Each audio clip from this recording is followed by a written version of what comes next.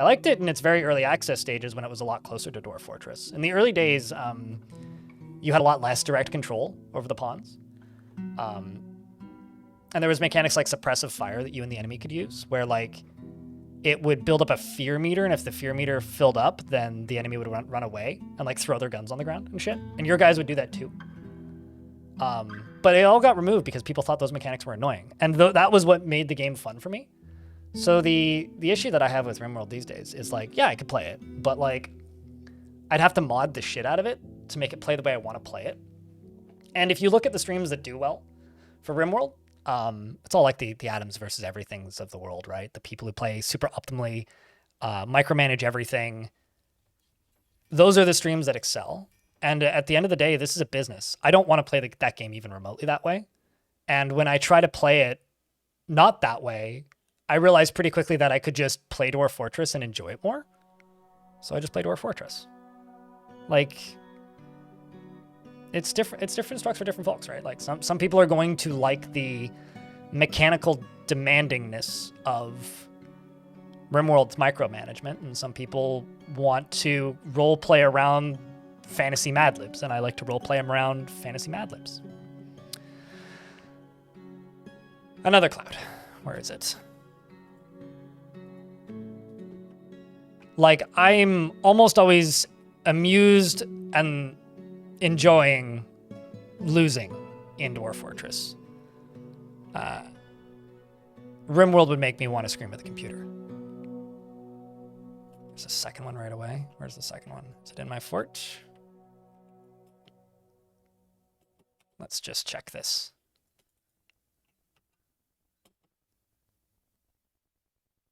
No, it is not. Oh, someone's pig is over there. So then where is the other one? That's the initial. Oh, this is the other one.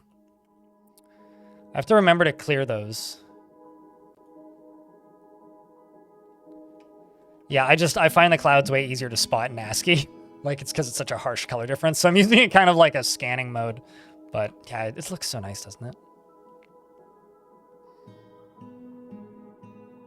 Does this fort have silver barbs? Not current. Well, like the plants? I haven't been looking, to be honest with you. What do I have in my plants stockpile?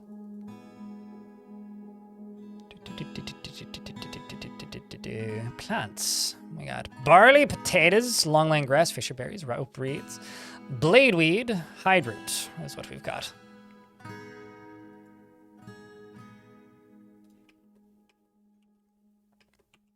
I mean, I should really make a farmer's workshop and start spinning them.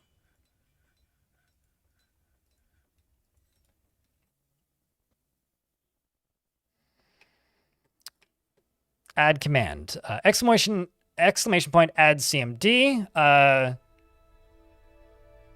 Nickpaw. Stop pretending to add commands because I'm never going to add them, and I'm just going to roll my eyes every time I do them. Enter. Also, that command doesn't even work with my bots, so it wouldn't matter. Same fucking moobot, man. Can I have all 4 colors of dye? Mm-hmm. I'd rather have all 4 colors of live, though.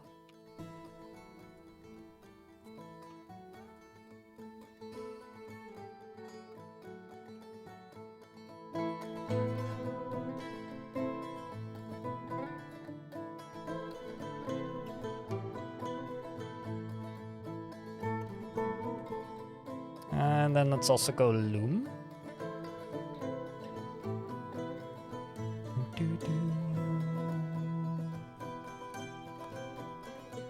Butcher Tanner, and then I need a farmers.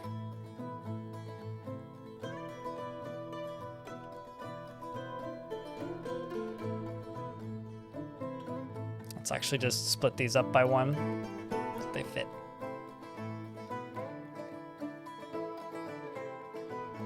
There we go. Thank you. I mean, you can keep doing it. I'm just not going to respond to them ever. I'm also not going to add those as commands.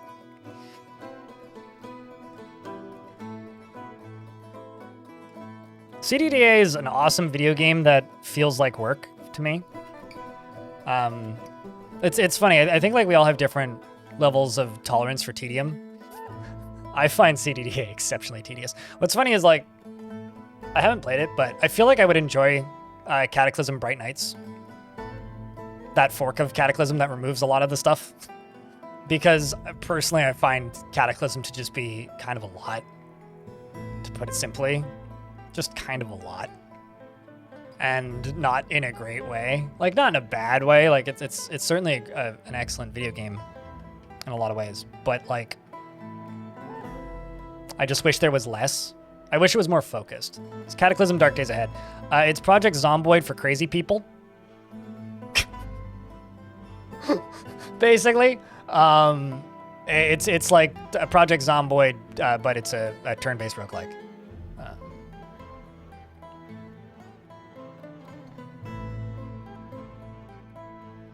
I mean, like, I can play... I can't play it I can't play CDDA competently. But playing CDDA just makes me want to play Zomboid, generally. Let's check my pets and livestock.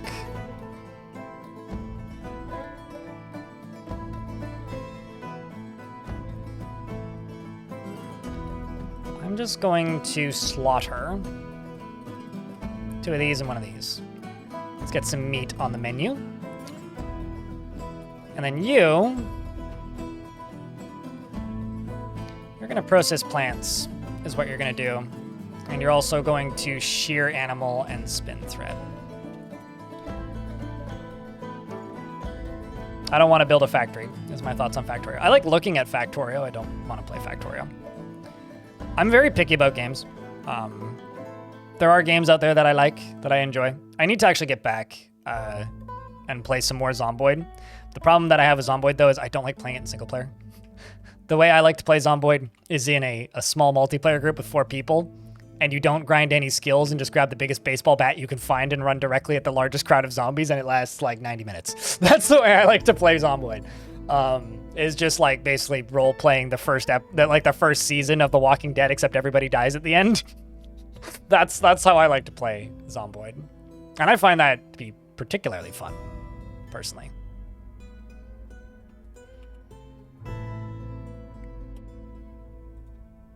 Oh crap, I didn't actually get the chance to hover over that or see what it said.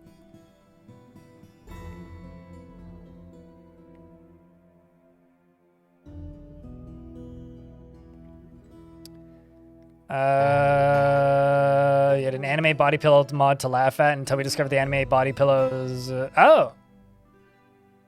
Yikes, no kidding. I was wondering why there's always a yikes. In the chat, that's spooky.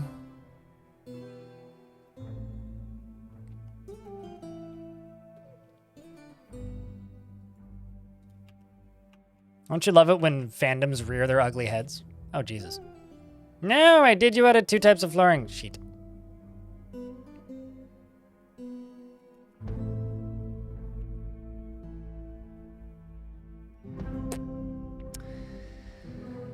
Well...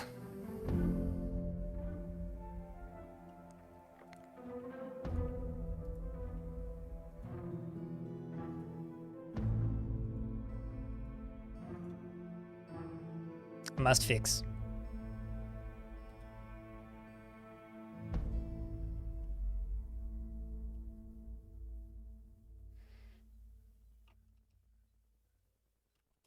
And let's also go over here. Throw in tables. Oh, it's me slaughtering animals, of course. And chairs.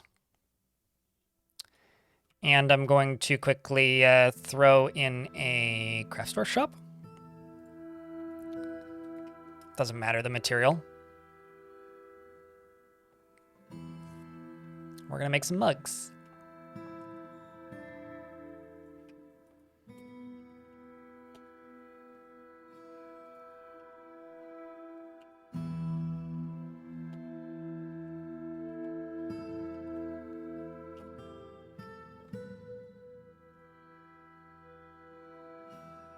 And then I'm going to make larch floors because they're a slightly nicer color.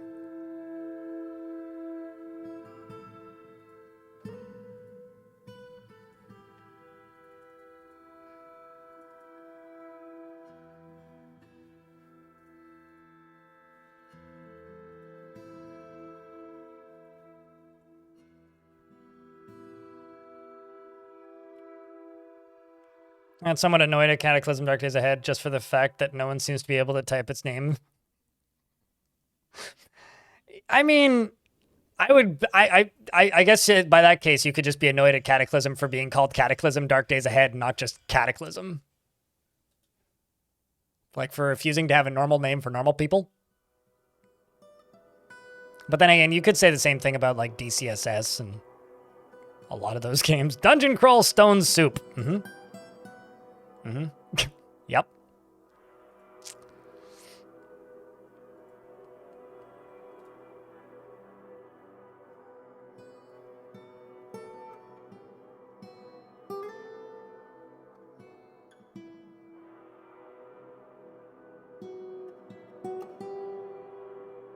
Another cloud is drifting nearby.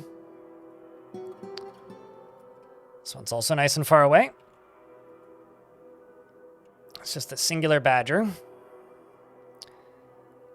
Okay, so now that I've got that, I'm going to queue up wooden bolts and wooden cup. Actually, I should be able to make rock mugs. Let's just do that.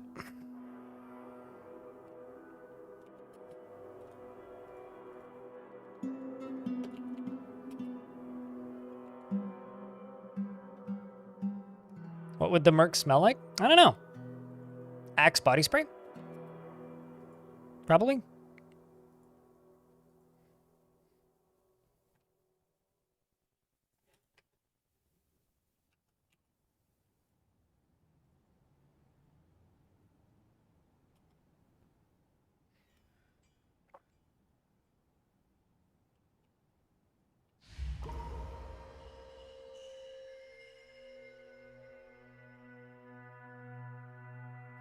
I've been trying not to make that joke.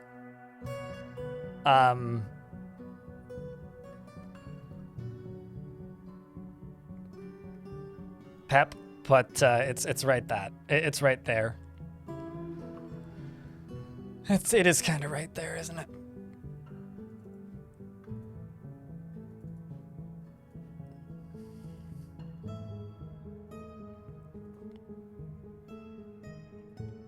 Wait, am I doing this backwards? Yeah, I am.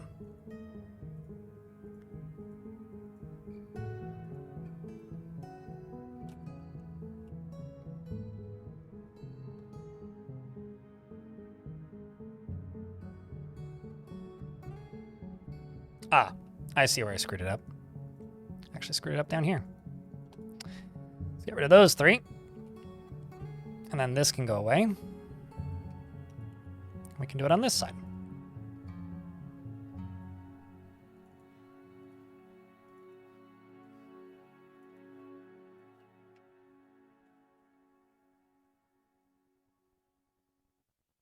Not about 20 years ago. It's more that people are too lazy to spell out what they're saying, actually. It only annoys me if it, like, is the same acronym of, like, 5 games.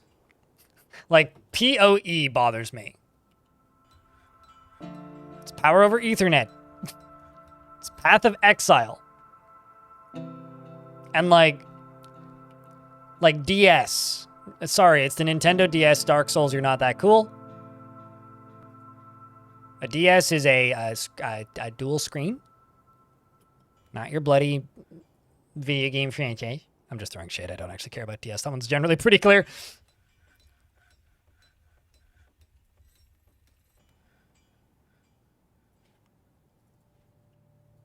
That's definitely the wrong material.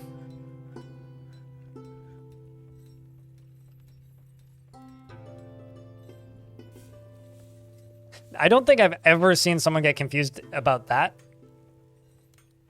But yeah, there's Pillars of Eternity 1 and 2. It's like, remember when Pillars of Eternity 2 came out initially and a bunch of people kept getting confused? Like, there was constantly people in my chat mentioning PoE 2, and people were like, Path of Exile 2? It's like, no. Pillars of Eternity, you expletive, damn it.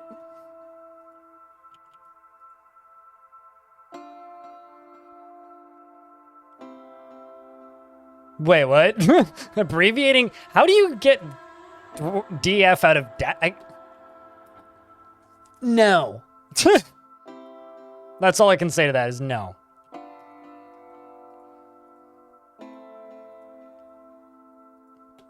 Let's make 10 fine meals. And just go to the labor and kitchen orders. Drinks. Don't brew my drinks, please. Or don't cook my drinks, please.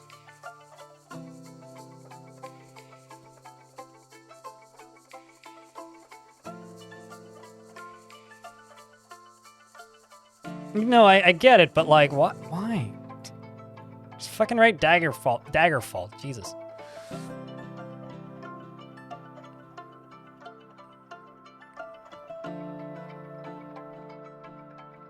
Call Helldivers. No, I mean, if you call Helldivers HD, do you not like democracy? Which is the only, like, logical response. How are we going to save Super Earth with this kind of confusion here? Come on. Also, yeah, TES 1 is correct. Yeah. The Elder Scrolls 1. We've got our first strange mood, chat. And they obviously want a forge.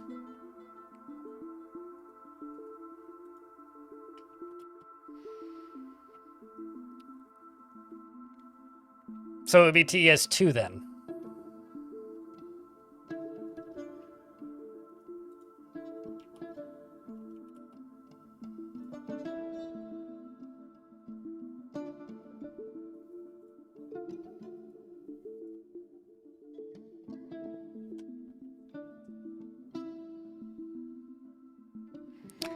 All right, an ad is about to pop. I'm gonna go real quick, use the toilet. I'll be right back.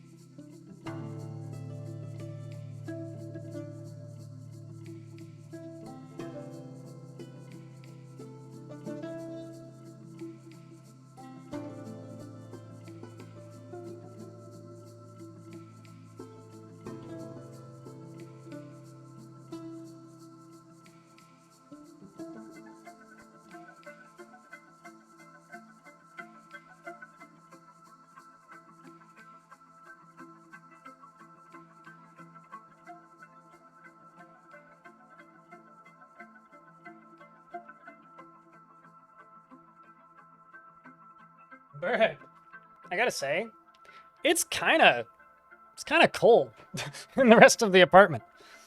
I don't even have the heat on in here, but I guess it's just body heat plus computer.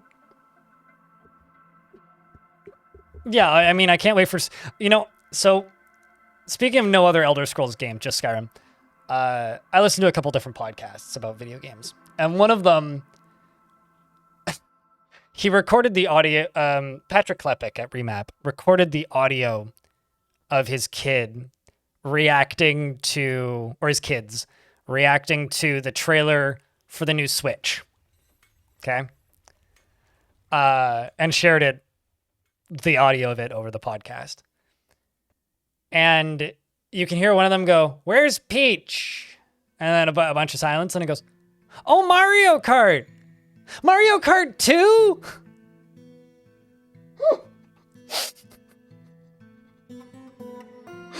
Which is like,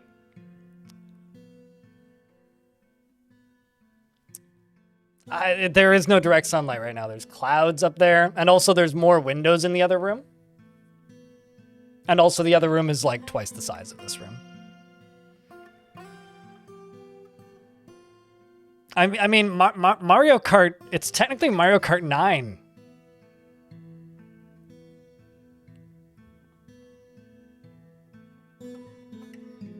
Because if they're insane, and it says like they're stumbling around obliviously, James in YouTube chat,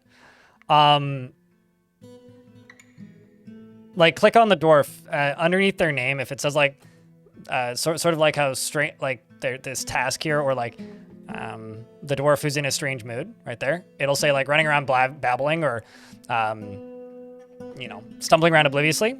Then they're insane and you can't add them to a squad. That might be the cause of it. Would that be Double Dash? Oh boy. No, that's Mario Kart squared, actually.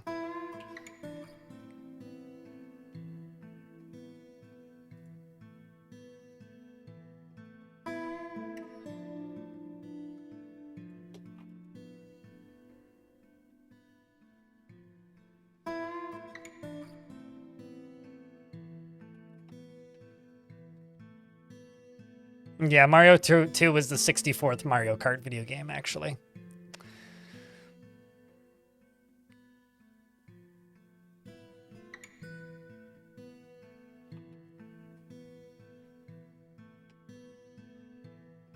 Okay, well, we are building that slowly.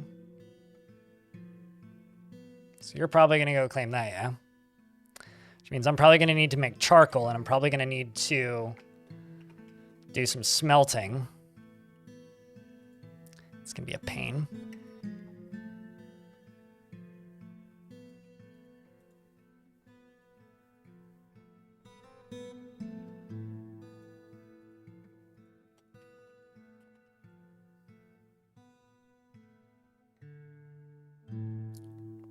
That's a lot of hours, Stone.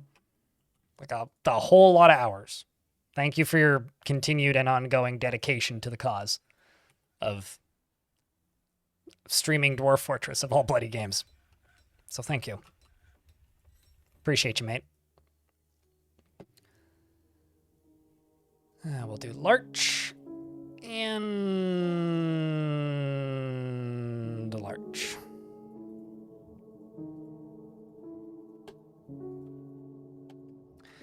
Now I'm just going to go down here. Okay, we are still, in fact, making wooden blocks. How much do we have left?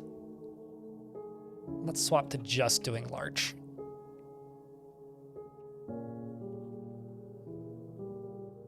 Ken, you has one. Sure, after the game finishes saving. I was about to open the screen to give you one, but I can't because game's saving. Yeah, so then that dwarf basically isn't part of your faction anymore. He may snap out of it if he made an artifact, James, in YouTube chat, but otherwise, no, he's done. That dwarf's dead. Good as splat. Might as well have fallen off the tallest tower in your fortress. Unfortunately. Rest in peace to that there dwarf is.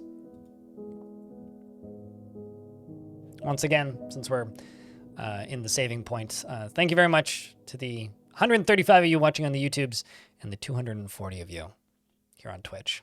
We did have like 300 yesterday, which was kind of wild, actually.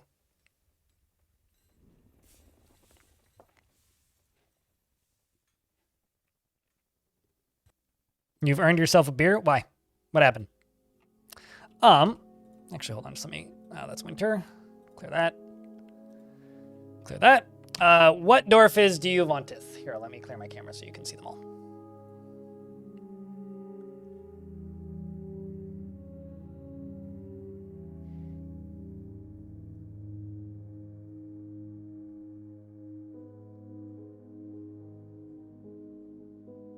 Should have jumped onto his Slade pillow. Yeah, pretty much.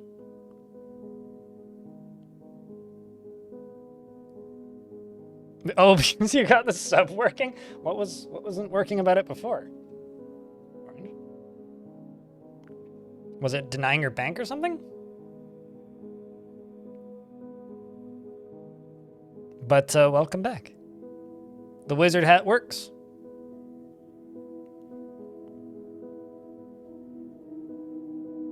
I mean, if you pop that notification, you've earned yourself a round of beers.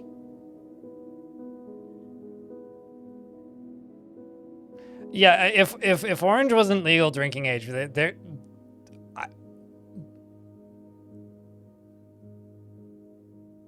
Oh, the subwoofers. Oh, okay. Right. Right. Buttsworth. You want Toulon. I saw your name fly by when the beers popped up.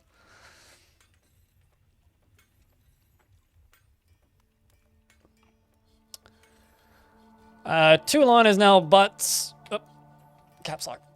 Buttsworth.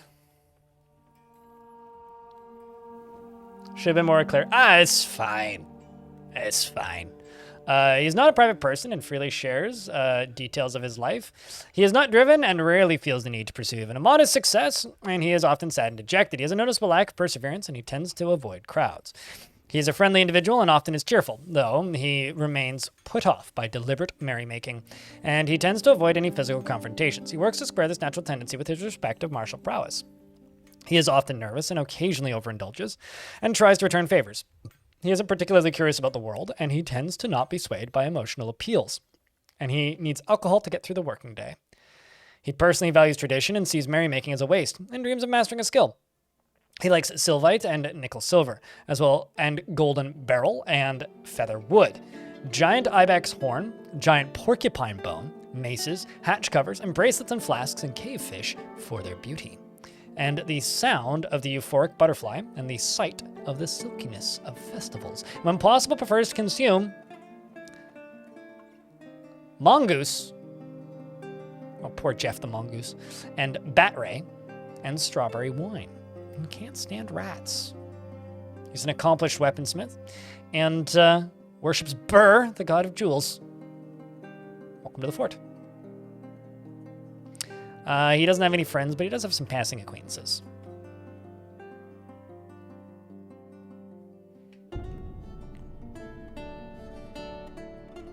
Hey, you know, he likes the chill life. Nothing wrong with liking the chill life. Keeping things calm and relaxed, you know?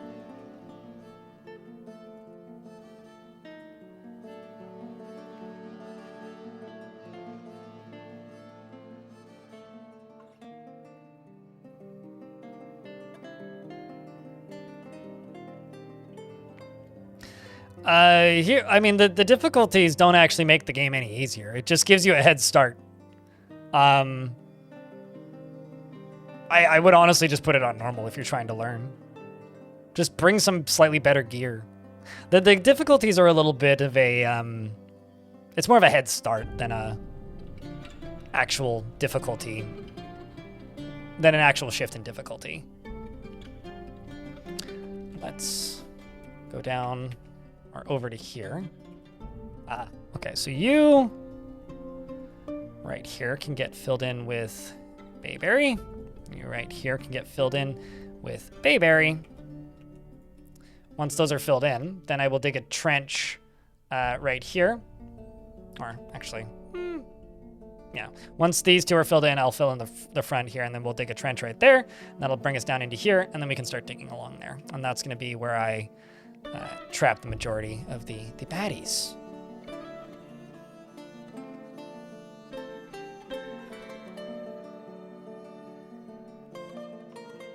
Since you soloed a dragon before you could even attack back. Yeah, no, that'll do it.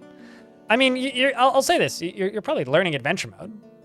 But when you get, you know, when you feel you're too OP, retire your adventurer somewhere and make a new adventurer. Sure, you'll have a good time. You enjoying adventure mode, though? Heavy Aquifer is, in fact, on this map, yeah.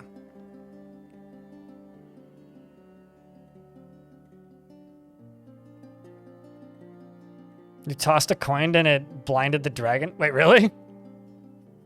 How much throwing skill are you? Like, do you have? Because throwing can be exceptionally strong.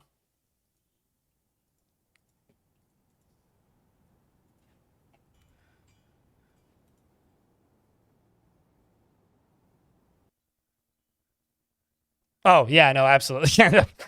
Congratulations, your hand is a gun. When you throw stuff, you have a gun. You're not throwing things. You're just shooting them with bullets. Like you're walking around in the Wild West with like an AK-47, sir. Like,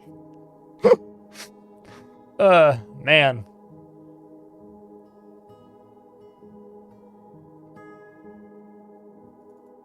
That's funny. Okay, looks like they're telling a story. What story are you telling there, Dwarf? Of course, this is Zasset. This is our expedition leader. Oh, you're listening to story. So let's in the late winter 350, Ani Dude's dwarf, Anthrophobia, became the expedition leader of the Bright Fortress of Life. Since Twitch is blocked at work, oh no! If had a bar prison combo, did you simply overlap areas or did you link the bar directly to the prison? Oh, I just used this tool and added the tavern to the prison. Yeah. And then if you have a like tavern keeper and alcohol, they'll serve the prisoners alcohol.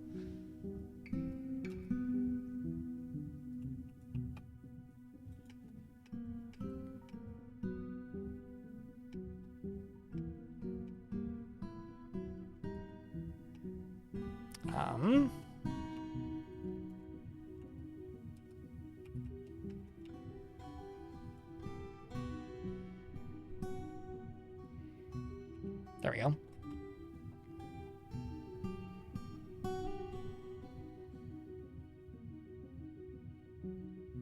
When you said bar, I presumed you meant like constructed bars. I was like, bar prison combo. What the heck is a bar prison combo?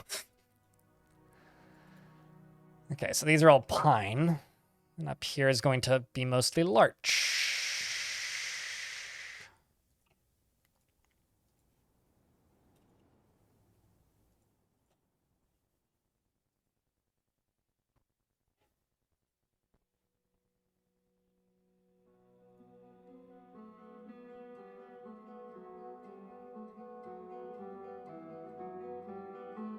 Only got 6 left.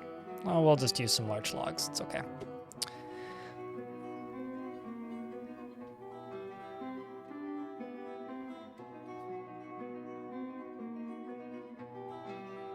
Okay, so I do need to actually give these dwarves better lodgings, because right now, like, Devilish Potato's just pissed. And I have a feeling the reason Devilish Potato's pissed is due to lack of office. And somebody in charge to yell at. So what I think I'm going to do is I'm going to go over to here. And I'm going to build a little bayberry wood structure. And this little bayberry wood structure is going to be made up of 2 little rooms, primarily.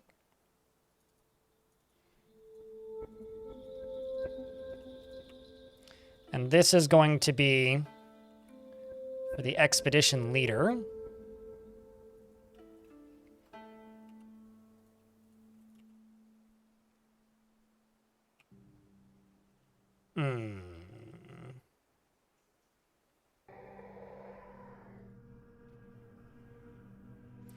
Would you mind checking single tile 6th row from the bottom 1 column of your stairs? The single tile 6th row from the bottom 1 column of the right elevation. What? That is so specific that my brain is frying reading it. I beg your pardon?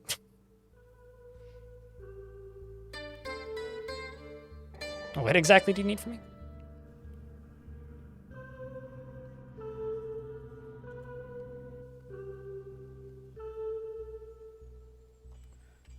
So, okay, so the single tile 6th row from the bottom.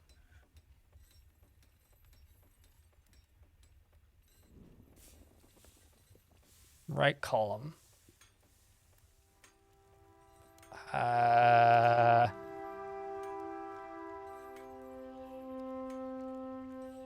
mean this? Is that what you're talking about? Because, yeah, that's intended. Because housing is going to go up here. So...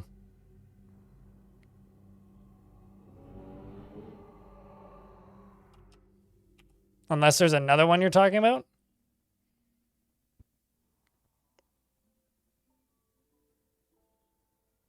The 6th tile from the bottom. See, this is why I try my damnedest to never, ever, ever do things like symmetrically, because chat just does this to me and I'm like, oh wait, hold on. I think this will be more obvious in ASCII. I think I see what you're saying. Nope, it'll be less obvious in ASCII. Are you talking about this tile? Right there. Like that tile? Man, did you have to like pause and count it? I'm impressed. I never would have noticed that.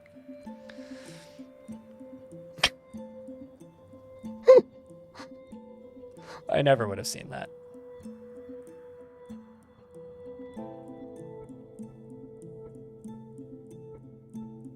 You thought you were going nuts? You're just like going cross-eyed squinting at it?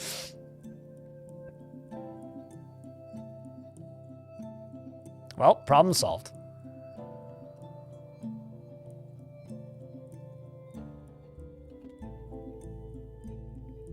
Got it. Yep, no problem. Eagle eyes over there? Yeah, no kidding. Can I like, can you just like be my eyes for me? A prime came up. Hey, Shinobi, thanks for the 6th month. Welcome back. Chat, can I get a round of beers for Shinobi, keeping this channel funded and helping this here streamer pay a mortgage? Because that's what you're doing, is you're helping me pay a mortgage. So I greatly appreciate that. Thank you so much.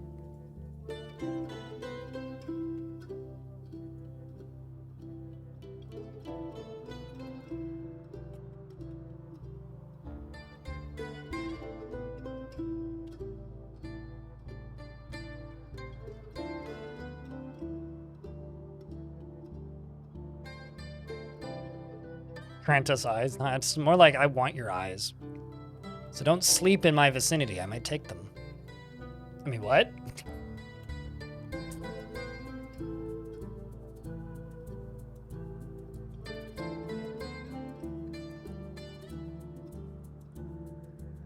I'd need to actually look at how much is left on mine. It's I think it's 366. I think.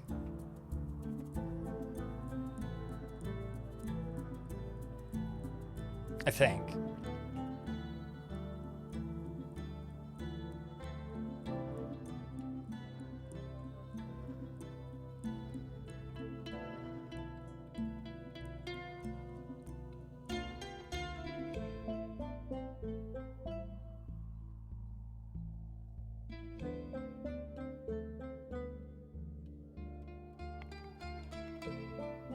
Iron Zach, what kind of dwarf would you like? Potentially. Well, actually, beard or no beard is all I can ask you because I'm running on automatic apparently. Chat, does Iron Zach qualify for a dwarf? Unless they're gifting it to somebody else. I presume they're gifting it to themselves. But yes or no? Do we give Iron Zach a dwarf? All right, do you want a dwarf with a beard or a dwarf without a beard, Zach? And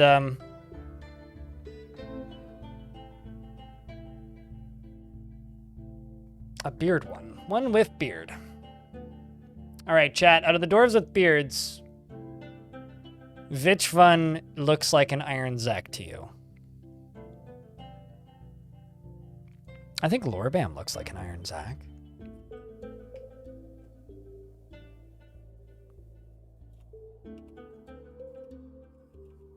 Endok too, yeah. Let's go with Endok too. Iron Zach? Abby stranger. That's Abby stranger. Sounds like a term somebody would say. Likes to present himself boldly, even if it would offend the average sense of modesty. He prefers to be alone and is incredibly brave in the face of imminent danger, of looming danger, perhaps a bit foolhardily. He is dour as a rule, and he is conflicted by this. He values parties and merrymaking in the abstract. He often feels lustful, and he tends to be a little wasteful when working on projects. He is quite ambitious, and he has little interest in joking around. Occasionally, can overindulge. And he can easily fall into love and rarely develops positive feelings. He tends to hang on to grievances and needs alcohol to get through the working day. Does not mind being outdoors at least for a time.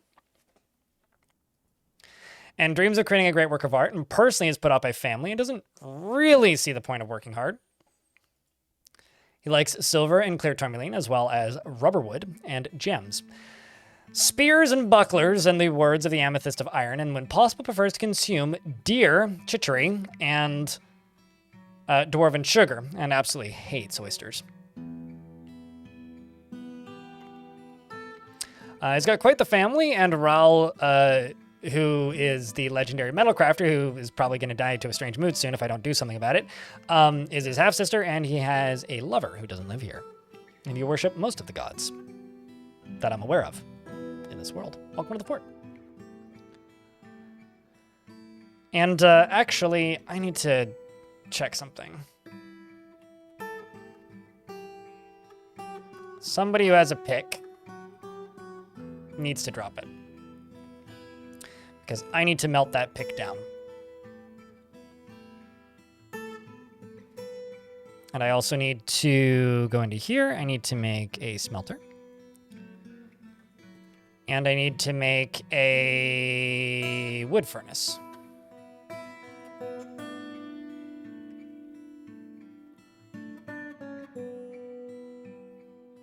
I actually kind of like oysters.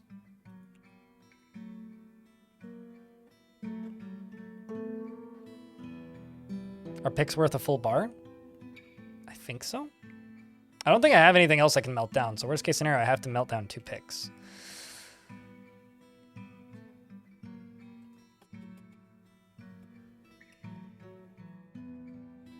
If they're not, we'll figure it out.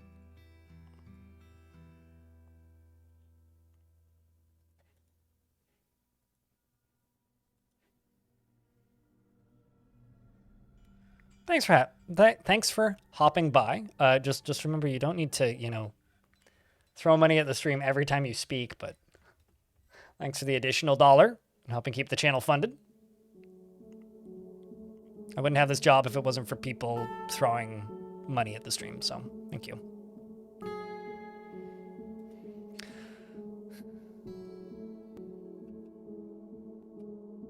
Did your frame rate just go sub-zero or something?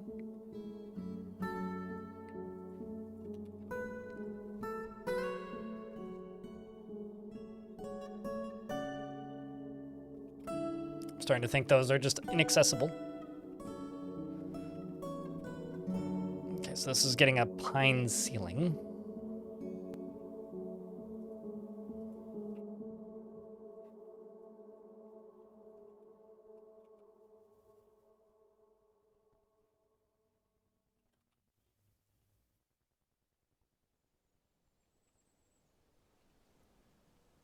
We'll do bedroom and assign this to, I guess, the expedition leader. And an office, which will be assigned to the expedition leader.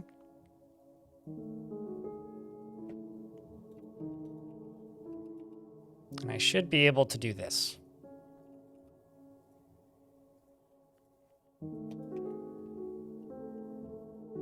And Iron Zach, thanks for checking out a gift.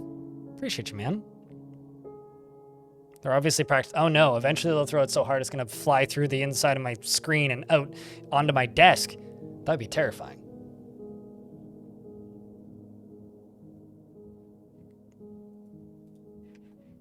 Okay, over here,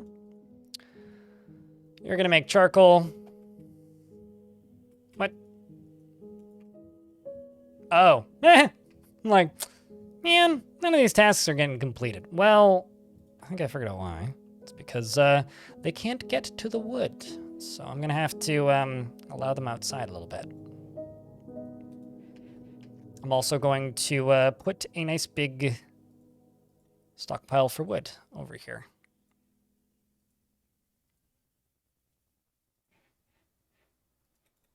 That'd do it.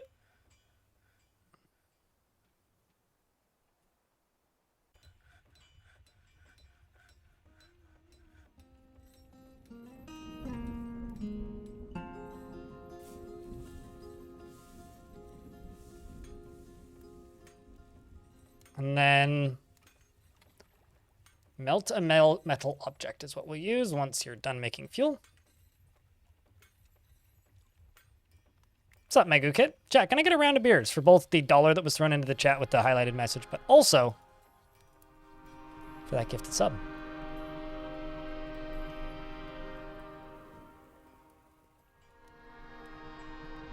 You can't bet that it's that holding it back because it's not. One, because I have silk and yarn, but no, the issue is that it's a metalsmith's forge and there's no metal bars in their inventory yet.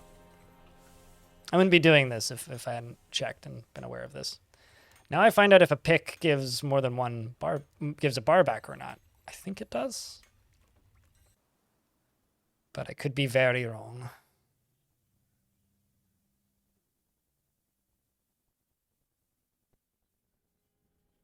Yes, it does. See? I was right! See?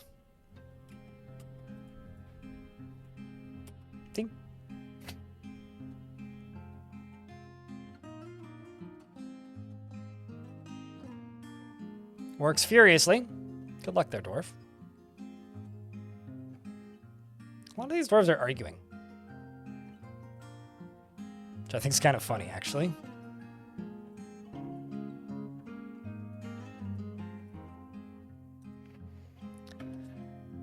An ad break is coming up in a second here, chat, and I'm gonna go grab my lunch because I'm quite hungry and my tummy is rumbling. So I will be back momentarily while the ads run.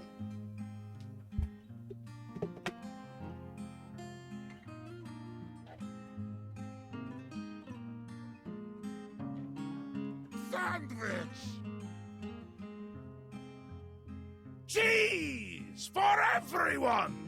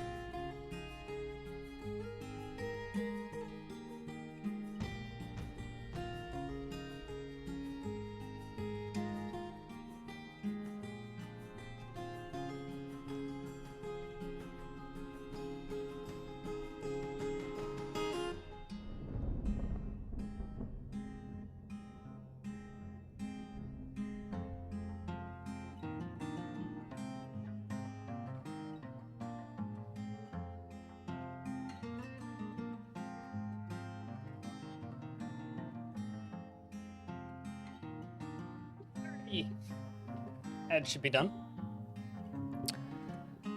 Did we find Big Bang? I know where he is. Yeah, I haven't gone and dug him out of the ice yet.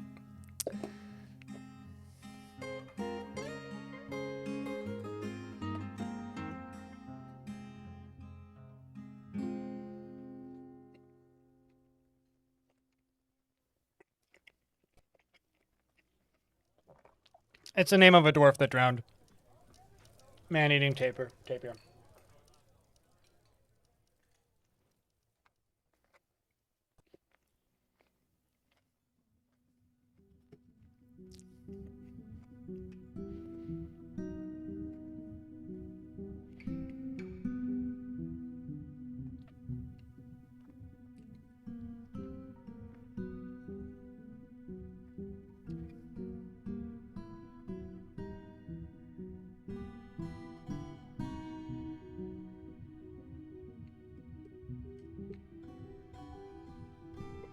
Excuse me.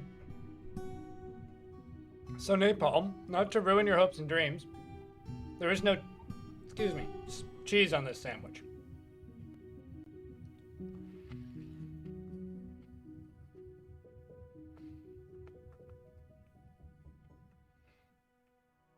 Havoc, you know that that's a bug. You also can't disable them as visitors.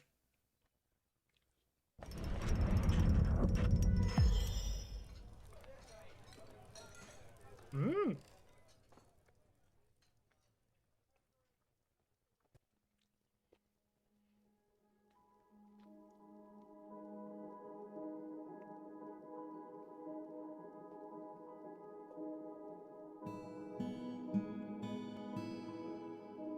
No cheese, no.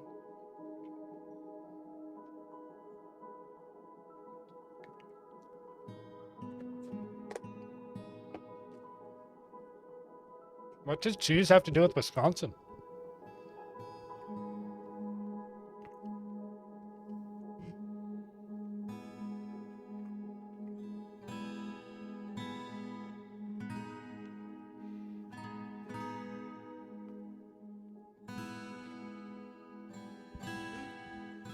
All right.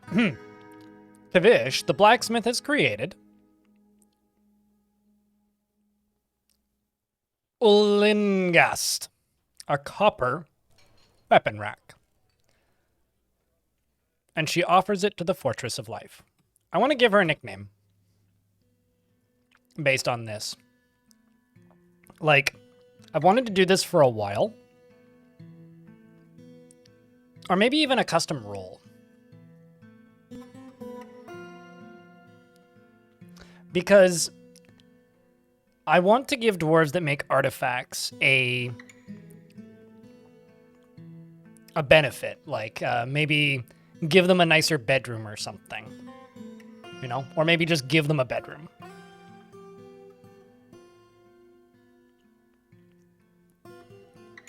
Green Bay Packers or the Cheeseheads. I don't follow anything to do with the NFL, so that I just learned something. Thank you for the random sports trivia. Because I was thinking about this a little while ago and didn't say it out loud while I was starting to build this tower, which is maybe like you don't get a bedroom unless you make an artifact.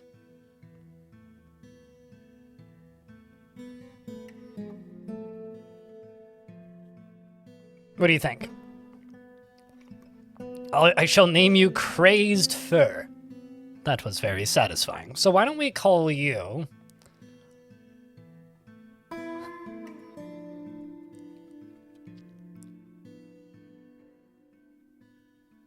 I just kind of want to name you Crazed Fur. Crazed Fur Artifacts is,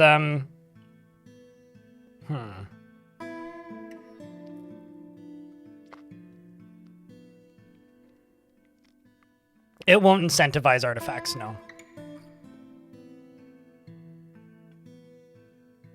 I mean, the dwarves can make their... If it says that they're creator of, then they just get it, I would say. Because they'll say creator of artifact name.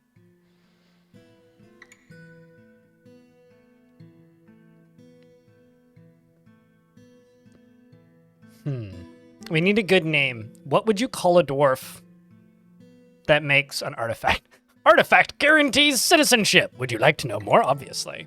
Would like to know more.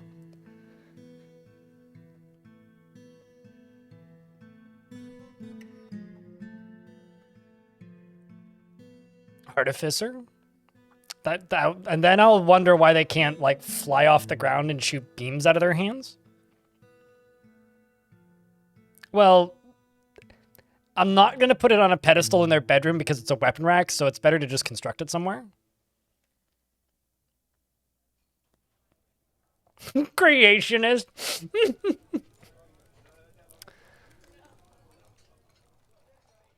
What about archivist? Here's another idea. What? Actually, this is a bad idea.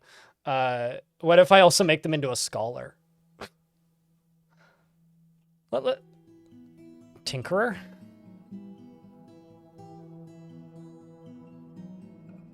Clobberlord? The Clobbered! Thesaurus gave you spawner. What does this thesaurus have under creator? I don't want to go with spawner because that's a bit fishy.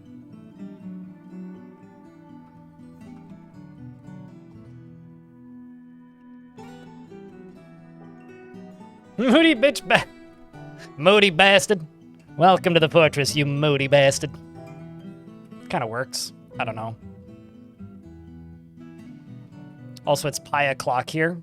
Just thought you might like to know that, chat.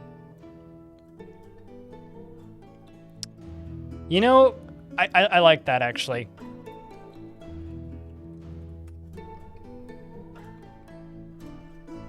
Clobbersmith.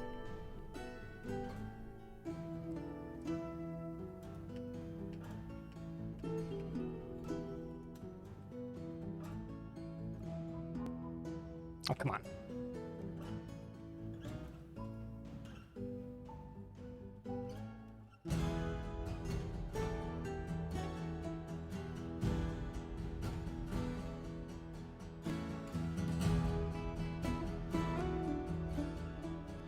And this should be larch.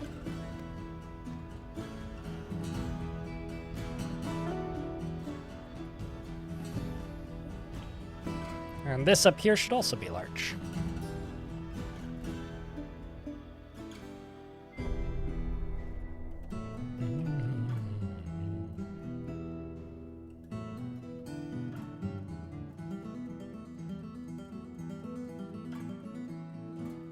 Yeah, it is. It's a life of adventure.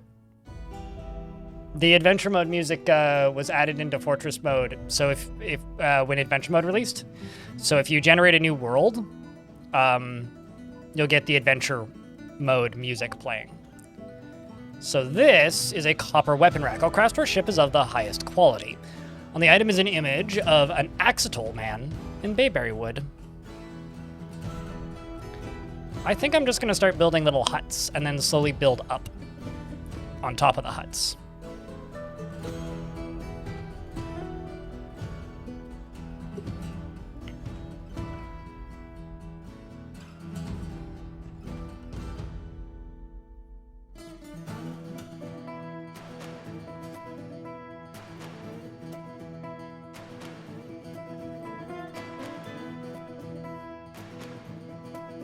So that can go away. That'll be this little hut. And I'm also going to do, I'm gonna kind of be a little cheesy here. Pine roof.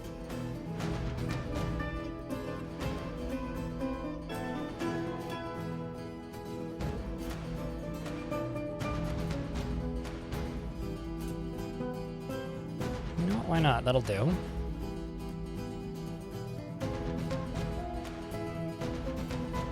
And then I can go down on the bottom and queue up a ramp, and they will build that whole thing.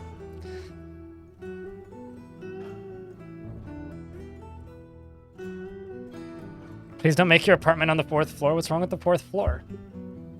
Is that because you don't want to break the 4th wall?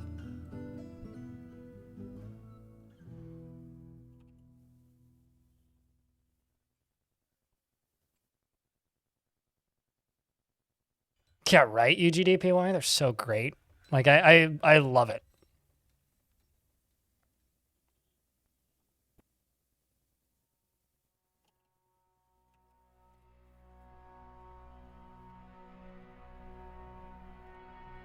So, their bedroom will be I'll put a bed in here. And I'm going to grab military and go weapon rack. This will be plunked in here once So it's been constructed a little bit.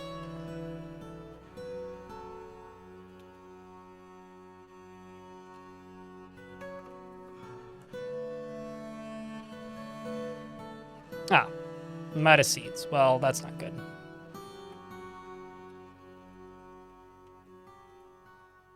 It's time to brew some drinks from plants, is what it is. Then down in here, I'm going to dig through you. And dig into this.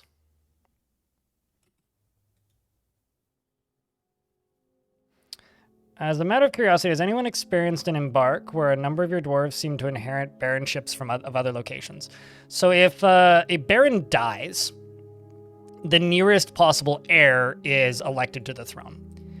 And if you happen to have the nearest possible heir in your fortress and a baron dies somewhere in the world, then you inherit the barony. That is how that works. So the reason you're getting a whole bunch of barons out of nowhere all of a sudden for some reason is because probably there's a war going on and a bunch of barons are getting killed somewhere.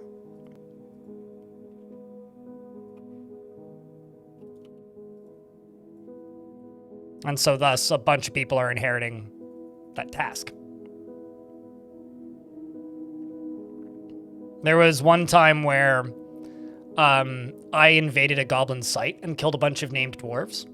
Turns out those dwarves were all nobles in my faction that had defected and joined the goblins, which was really bad because suddenly I had like a dozen barons in my fort. I also thought it was hysterical. We had a good laugh about it, but like, it's like I did this to myself kind of deal. Clobbersmith. There you are, Crazed Fur. If they already have a nickname, I won't give them another one, but...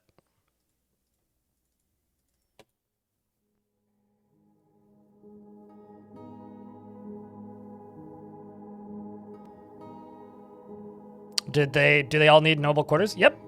Yep. Yeah, no, they're perfectly normal dwarves. I mean, they're your dwarves already, right?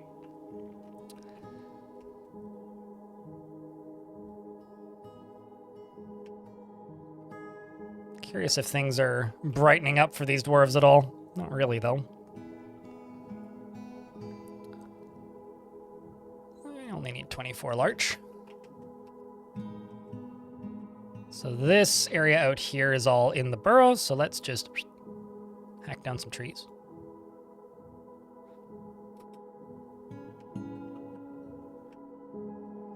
As I slowly try to cheer up these poor, poor suckers. What are they all out to do?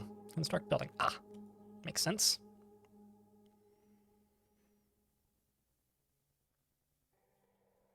Got some potatoes getting planted again, which is good.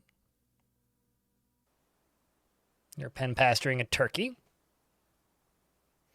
A cloud of execrable murk has drifted nearby. Where is it? Oh boy. So... Oy vey. All right, let's get the dwarves underground. Into the panic room.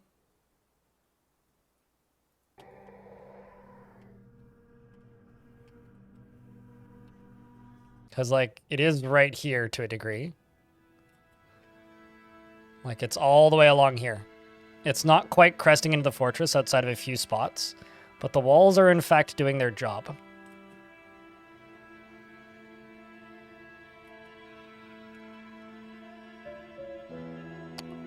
Thankfully, it's not really coming down into the fortress. It is, in fact, going outside the fort. Let's have a look at this in ASCII. Yeah, so it's mostly above the fort, but it is... Uh-oh. Well, that's terrifying. Why is it right above the huts?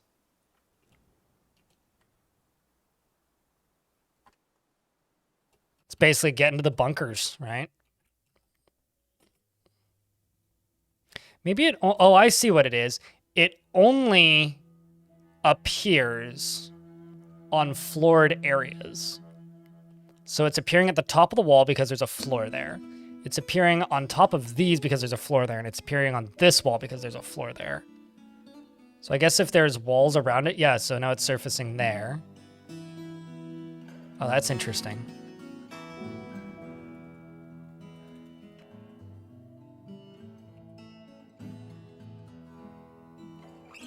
Whew. Spooky roof.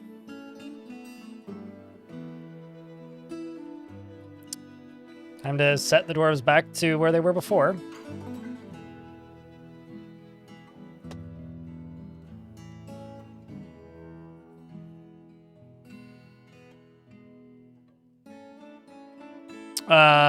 What's the evil weather? It's misty fog, and the fog makes dwarves turn into evil zombies.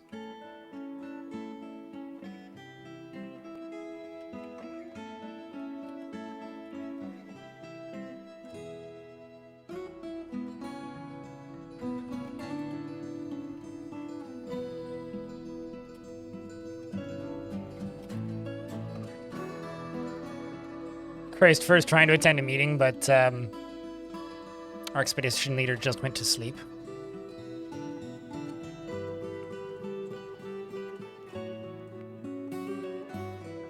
It's like you have a nice bed. Go sleep in your bedroom like a personal palace. That should help your mood. What do you want? You want excitement, and you want to pray. I need a temple. I think this right here is going to be at least partially a temple. So maybe the inside of this could be a temple.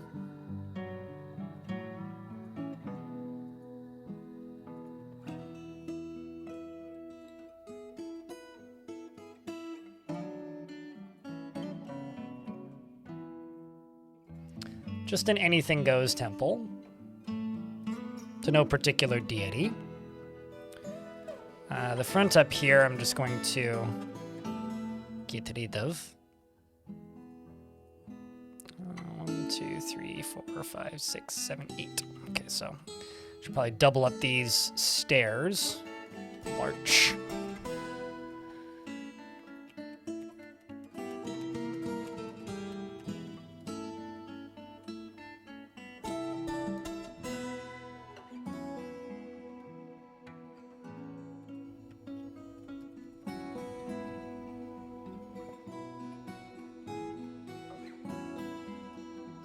Our multi-faith room. Yeah, naturally. That'll definitely help. I'm certain of it.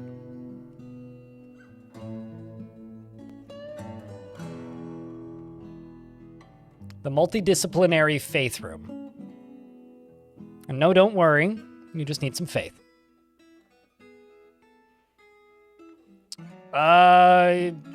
Yeah, absolutely. Absolutely they can, Ruckus. Because they're technically not dead. Well, they're dead. They're just not dead, you know? They're dead. They're just not dead, you know? Like, it makes perfect sense, right?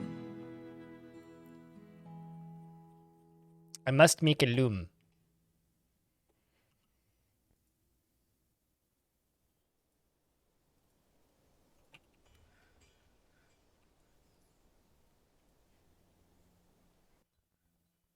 It's going to be a very brown fortress, isn't it?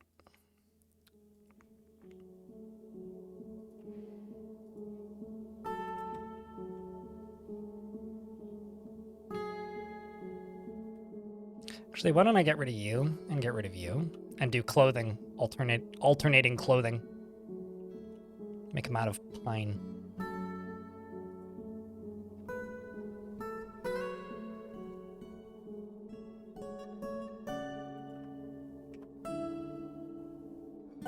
There we go. Weave thread and weave yarn.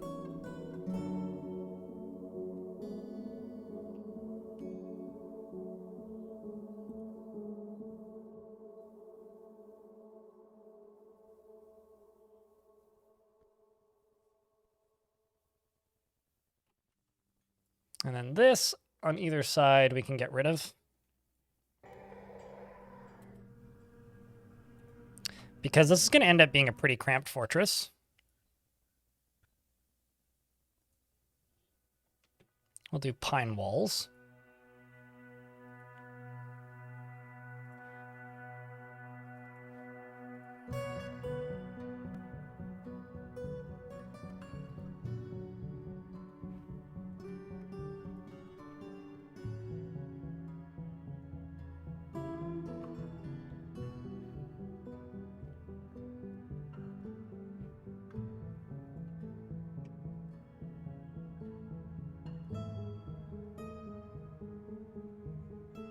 And that'll be the multidisciplinary worship room.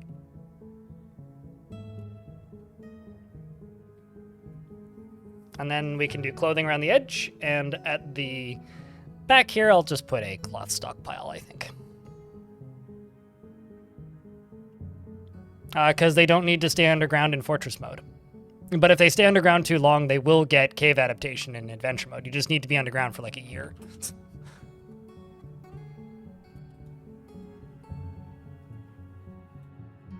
They're both meditating. They're all blocking the construction of the wall by meditating. That's kind of funny, actually.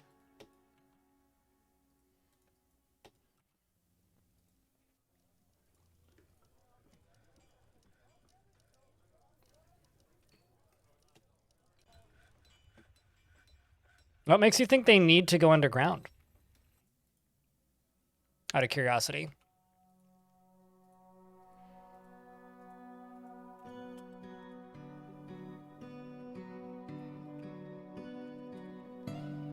Wooden door. 25. Bayberry wood.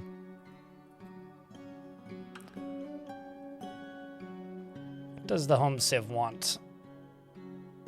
They want windows and meat. I should just butcher some animals when they get here.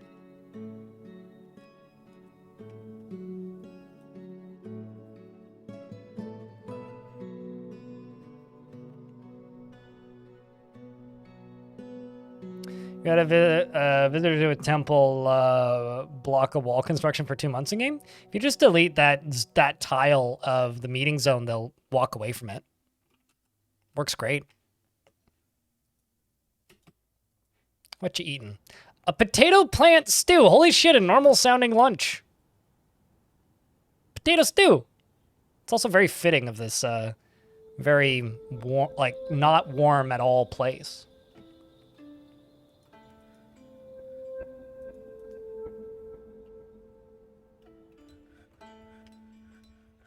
You walled them in to see if they were a vampire instead, and were they? I find that, like, most visitors are pretty honest about whether or not they're a vampire. And by that, I mean they will just, like, have vampire in their, like, job description. A lot of the time.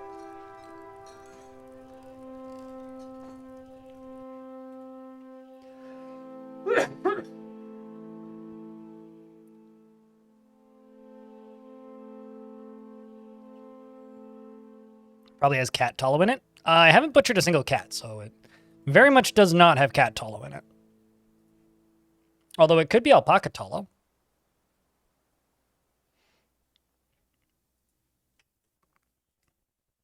Because there are no cats in this fort. So it'd be mighty difficult for me to have cat tallow in a fort with no cats.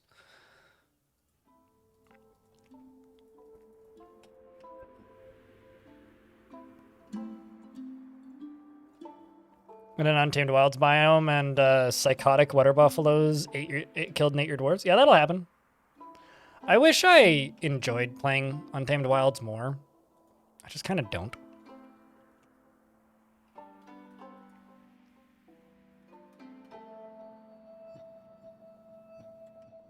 I think that Burr must be the chillest god that they could worship in this fort.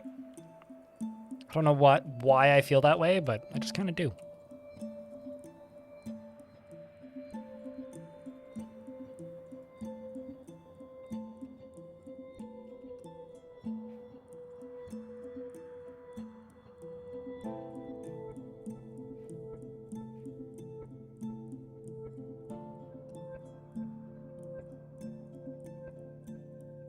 You're the second person to ask me that today.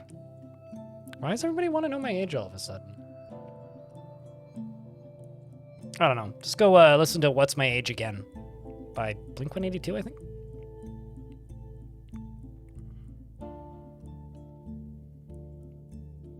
And the first person couldn't give me a good answer as to why they wanted to know my age. Like, it's not a secret.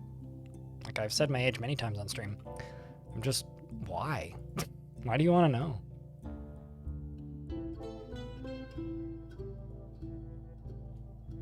Well, I'm certainly older than 0.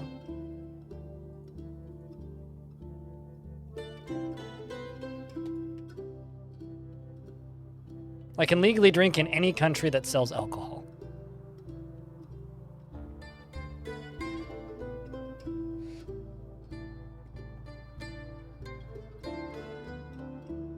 Anyway, give me a good answer and I'll give you an answer. Otherwise, I will ignore you. Because I don't feel like telling people my age today for some reason. I don't know why. Just something's off about it. It's weird.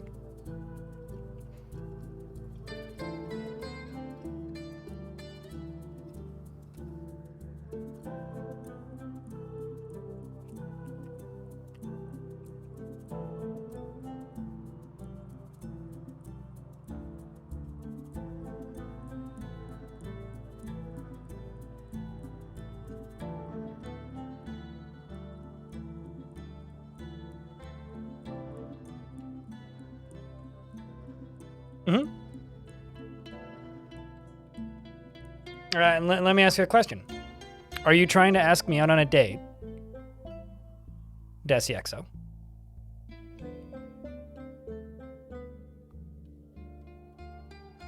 Because genuinely, unless you're in the room right now with me and asking me out, doesn't fucking matter. So guess away. Wait until I'm in the mood to talk about my age. Because that ain't today.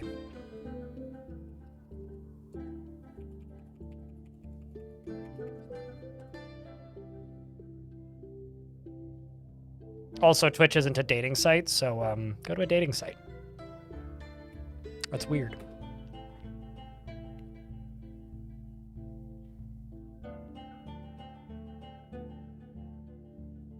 How high is that stair? 13 Z levels.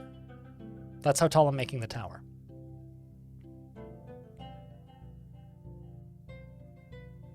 Did you make your username by smacking your face on the keyboard? Because it looks like it. AFGH, ANI, KUSH, HHHHHH. That, or you're just Finnish. It's hard to tell.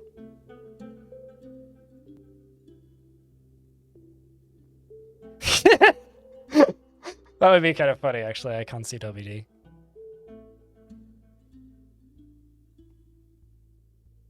It's a weed name? I stand by my statement.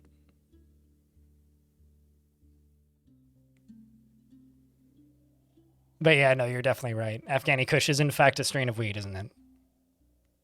I don't think I've ever smoked it, but I'm pretty sure I've seen it in stores. 7 is the best number? It depends on whether or not you like odds or evens. I like 13 because it's the number that's in a series of movies I really like. That has a double H in it. I wouldn't know, Bone Dolphin. But generally when there's a word with all of the vowels in it, I presume it's Finnish.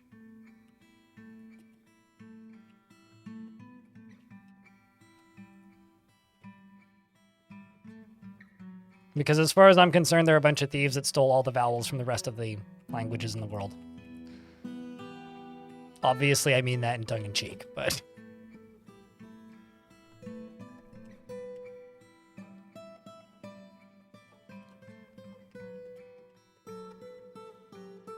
Also, I just kind of want to point out the hysterical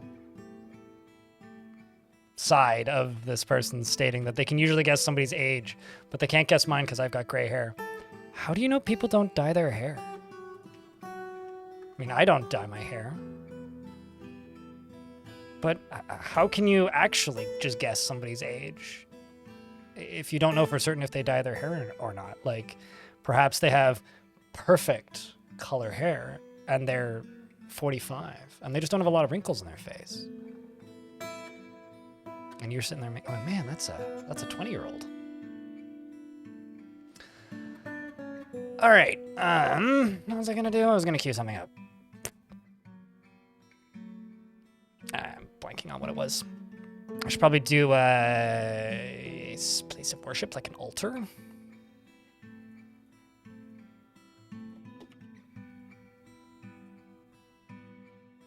I wonder if you make a temple. Oh, I know what I was going to do. I was going to make place a door. I wonder if you make a temple in Fortress mode and then put a pedestal with a dice on it, and then go there in adventure mode and roll the dice, if the dice mechanics would work. Kind of doubt it, but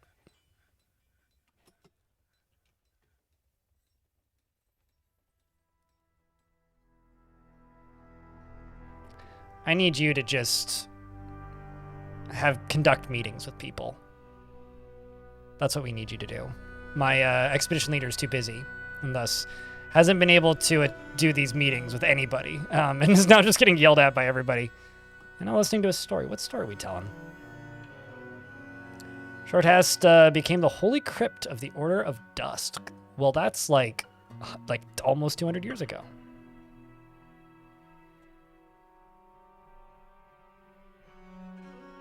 Nobody has told you the truth, Desiexo. The only thing you've done is perplex me, mildly irritate me, and make me wonder why you care so much without giving a direct answer. I mean, you played along with my joke response, which is fine, but yeah, I don't think you need to know my age. Plenty is wrong with gray hair. Rock sauce. I actually started going gray at 16, Sunstreaker. Fun fact.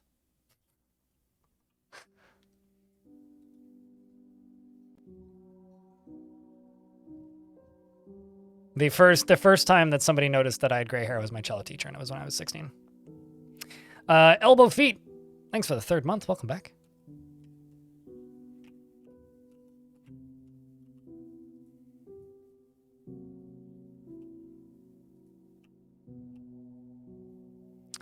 Cloud of execrable dust has drifted nearby. Let's just keep the game paused. That is not the tool I wanted.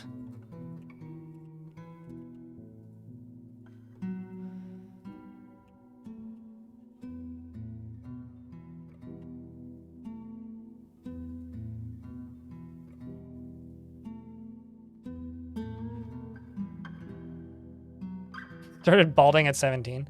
I knew a guy in like high school age who was, I think, 17 at the time, who had a full carpenter beard and was almost completely bald. I remember him talking with his younger brother, because I was a couple years younger at the time, and he was saying, yeah, everybody asks my brother to buy alcohol. I'm like, I see why. Makes perfect sense, man. Ah, that was accidental. It's fine. Bayberry.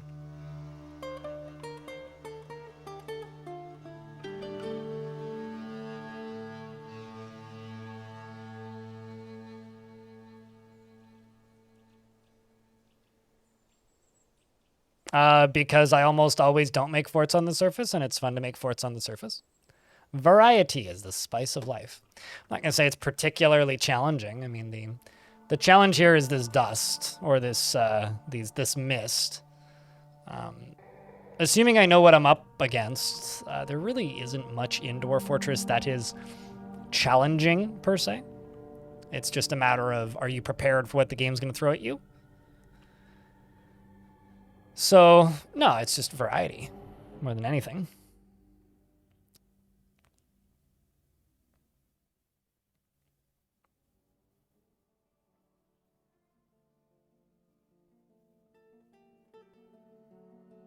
That's oddly specific. I thought that ant colony was a crab, and I was about to say, are we going to have a zombie crab attacking us? So I need to make some hunters. Let's make a bowyer's shop.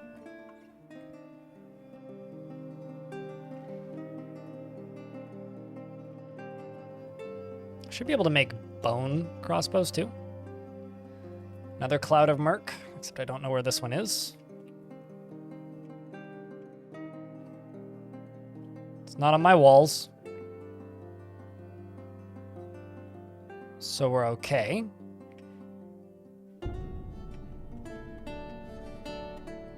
Currently, at least.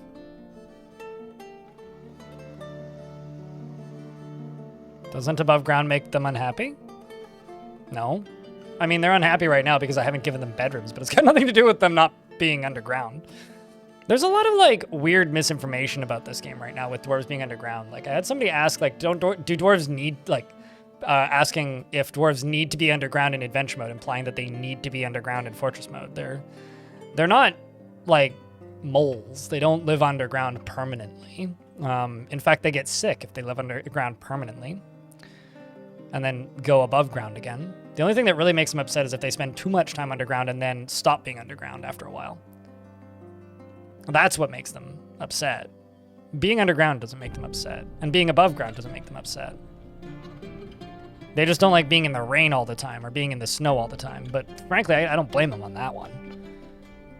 I feel the same. I don't want to be out in the snow nonstop forever.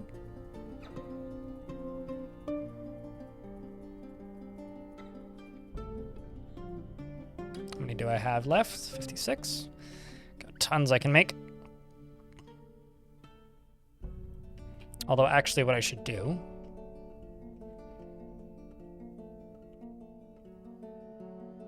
is go over to here and put a lever and connect this to that.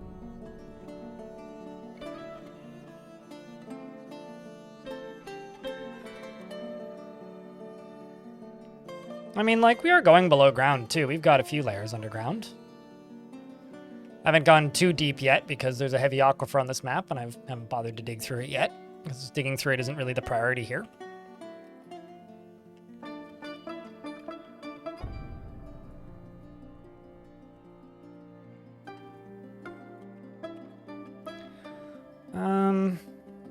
Let's see, what are we wearing? Let's give everybody... Chat, hoods or cloaks? Let's see if I can even make them. Cloak or hoods?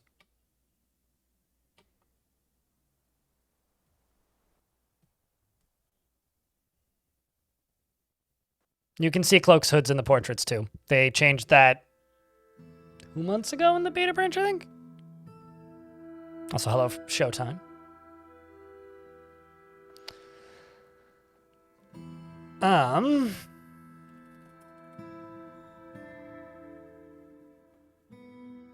Let's make yarn cloaks, because that fits the winter theme. And let's do 25. Everybody gets to acquire a new object. Back here, I'm gonna place a stockpile. This is going to be for leather and also cloth. And down here, I'm going to remove leather and cloth.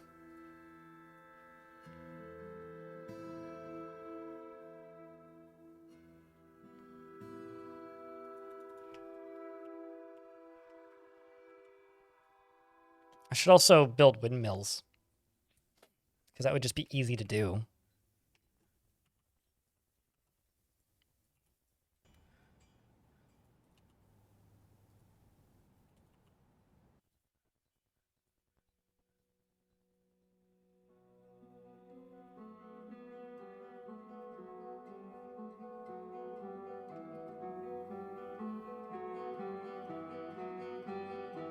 Why not both? Because once you make something once, they require it going forward, more or less. And so making too much clothing off the bat just makes your dwarves really needy for more types of clothing. So I'm not going to do both because I kind of want to give them one of the two. And I don't want them to start, like, shipping unreasonable demands at me. Well, maybe not unreasonable, but, like, harder to fulfill demands, I guess.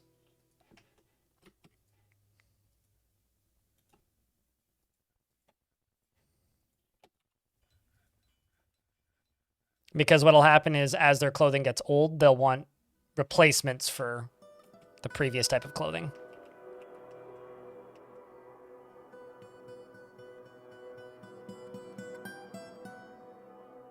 Oh yeah, that'd do it. Havoc.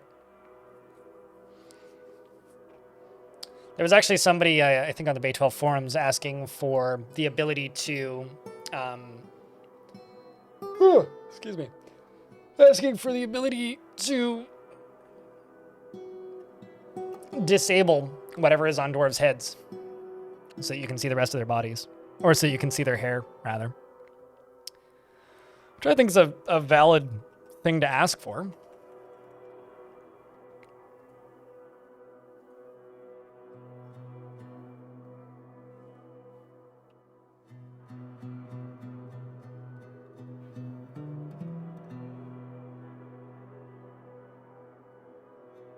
I love how the dwarves are bringing the snow down there. Yeah, they track it in with them. You can actually disable that in the settings, but I will never turn it off. I love them just like spreading around that stuff. I think it's super cool. I don't actually need to go all the way that far. I want to build the walls in instead, because then I can get this up and running sooner.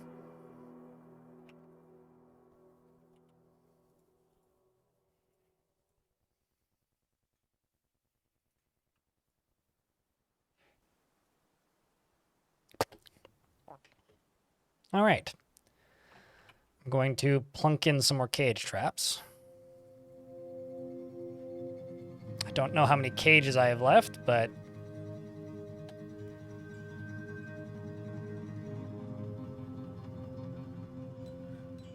as I keep trekking more detritus down into here, which is how I'm referring to snow.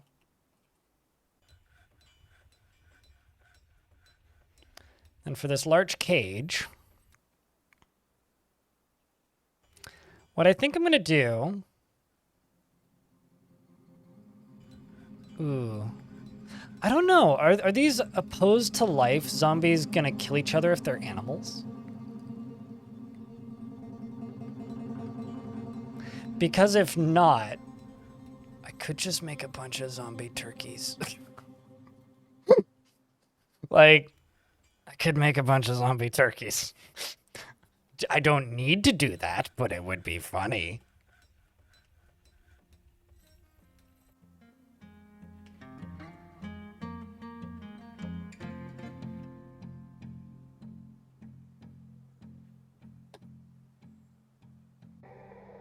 Are those traps? They're cage traps, yeah. Because this map makes zombies. Or makes weather zombies. And so I'm doing my damnedest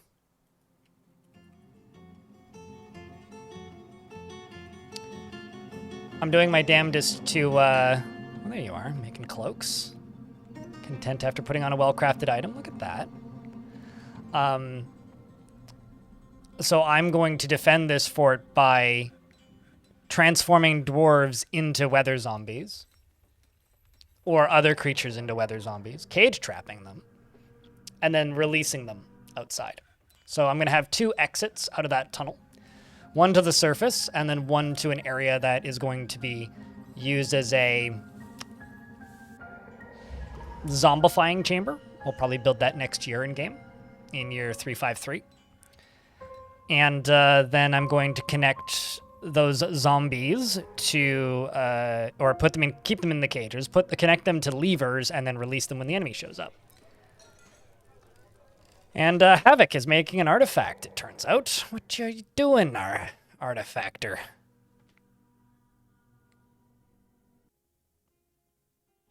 Seems to have already claimed a piece of wood. He's grabbing a boulder.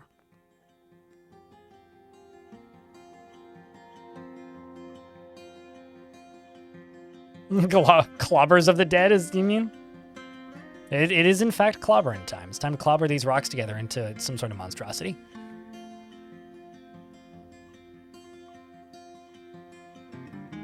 Presuming, so the zombies will just like sprint at maximum speed towards my dwarves. So as long as there's like 40 cage traps in there at all times, and assuming there isn't like 2 trillion zombies outside, and we can cage trap them all, there isn't really a situation here where we are going to be particularly at threat. Okay, it's going south.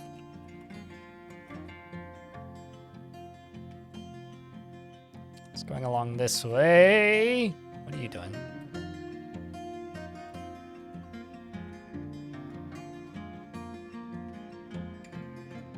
Okay, it seems to have floated off. Oh, there's more of it. Oof. It's kind of sketchy, man.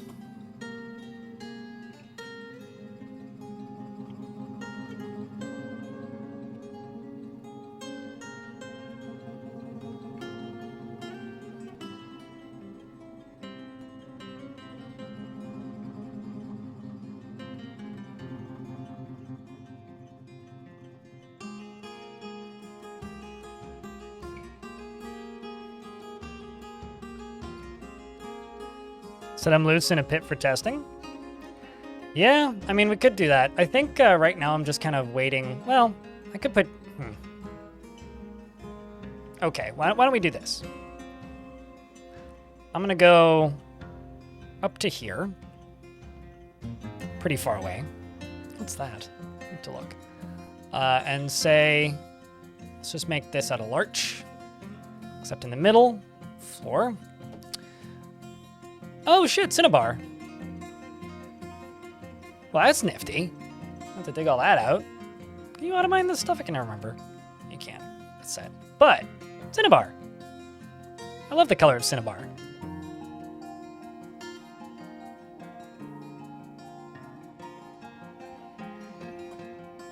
Another cloud drifted nearby. Yeesh. Okay.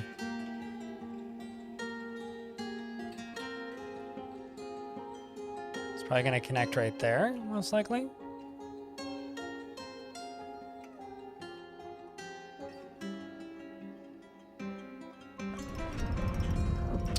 Havoc the broker has created Sosad Ken, a large splint, and offers it to the Bright Fortress of Life. So what was I naming them? Clobbersmith. So that would logically make you into a Clobbernder. No, I'm not going to do that. Broker. We'll just call you a Clobbersmith. Congratulations, you've earned a bedroom. My dude. Also, our other Clobbersmith over here, Crazed Fur, left. They're one of their they've claimed multiple cloaks already, is what I'm trying to say. Bayberry wood floor. So bayberry wood walls and pine roof.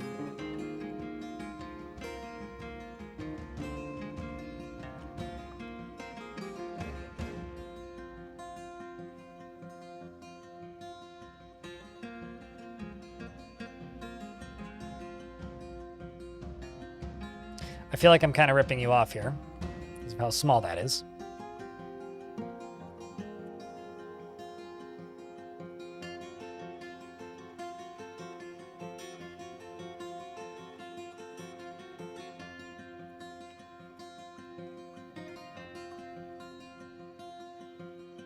And then let's go up to here. All right.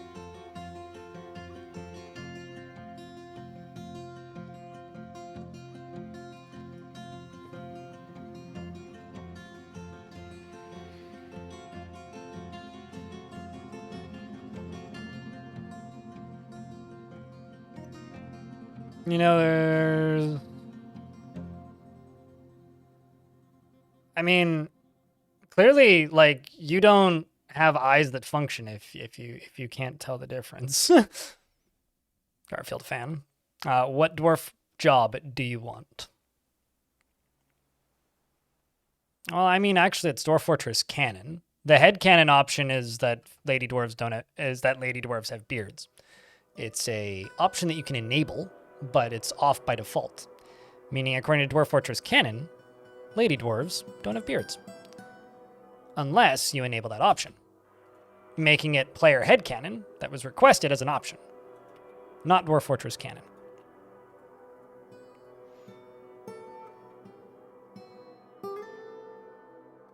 I'm just telling you how it is. It's a fact. I have 2 gem setters and they're both ladies. Which one would you like? We got Metab or Unib.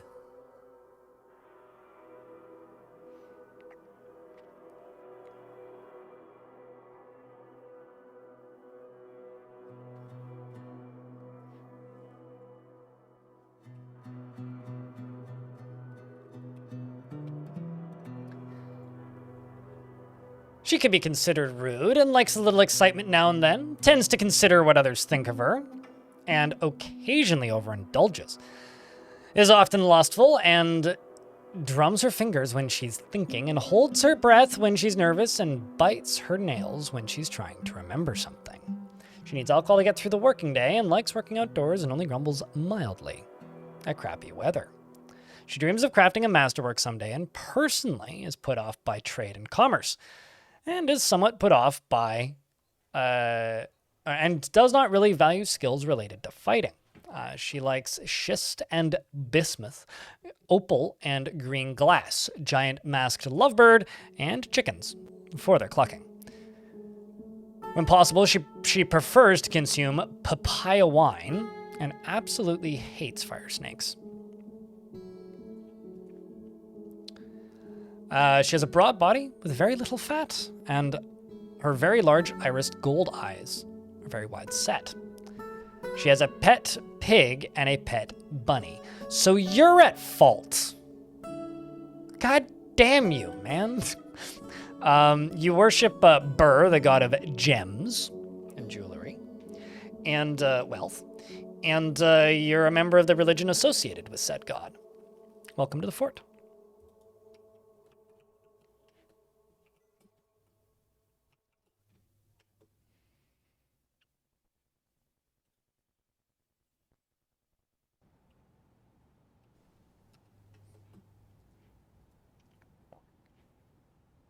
Let's just make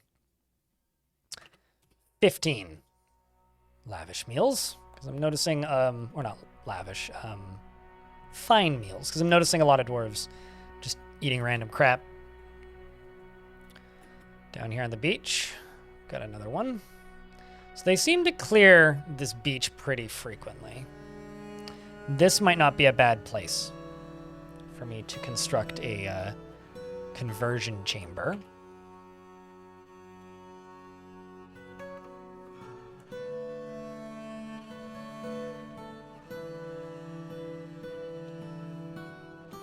I feel like I should turn off the burrows for a little bit and just bring some of the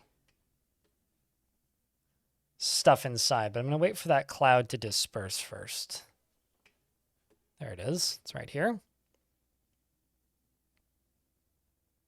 You're right. We do actually have a super angry dwarf. I hadn't noticed. Should look. I think I know who it is, though.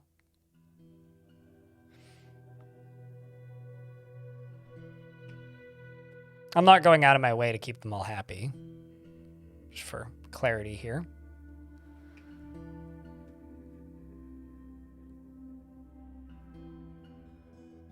Just waiting for that to go away.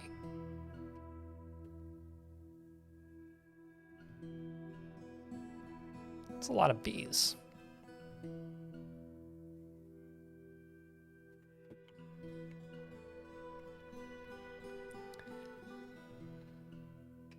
All right, I'm going to pause these tasks. Go outside, dwarves. Go with Armok. And as for who is the pissy dwarf, it's Devilish Potato. Who wants to acquire something. You just acquired something. So this dwarf is super pissed off because they got attacked by a badger.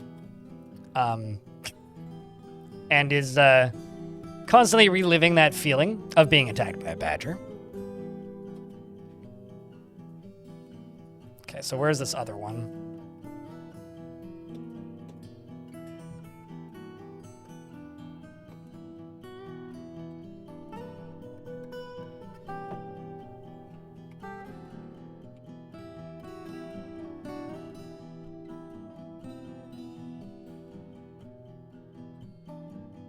So there's one over there.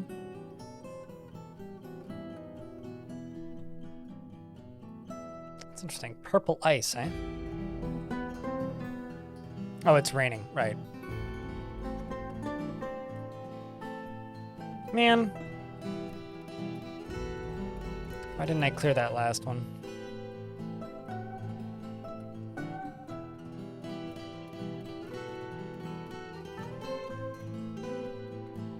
Okay, there's one.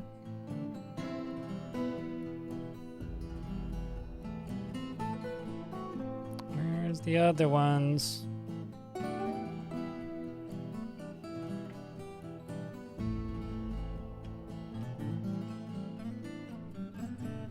That's how close you can zoom. It actually looks a lot nicer. Like they've tweaked it a little bit to look better. Still doesn't look as good as it used to. I don't think it scales as the current iteration of Dwarf Fortress doesn't scale as nicely as it used to, at least not on the settings I have. But I mean, you can zoom out way further than you can with graphics on. But I find it way easier to see the clouds. So I'm just looking for them.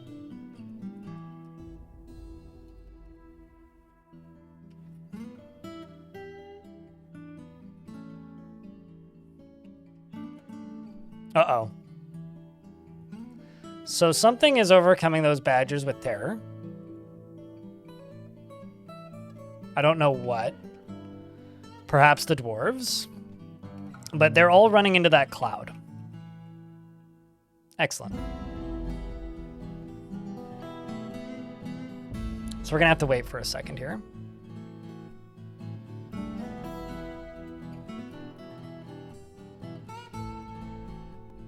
Because we're in an ad break for Twitch, but check out this badger. That's the execrable merc, which will zombify them. It's not rain, it's mist. It's like fog. It's basically like occasionally a bunch of miasma floats across the map, and if you walk through it, you become a zombie, which is way stronger than a normal zombie because they move way faster. And we have them. It's right there. And then they show up like this. Opposed to life. They're not technically dead. They are immortal. But it makes them significantly more threatening. See? Just like that. It's that quick.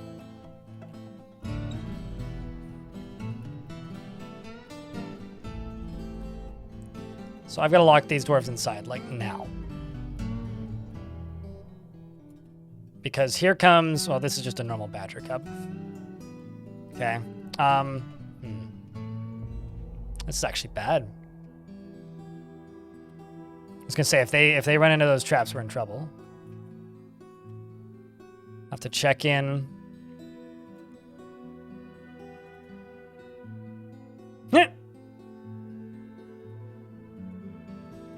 So I guess that answers my question of do they fight amongst each other? Because yeah, no, they absolutely do.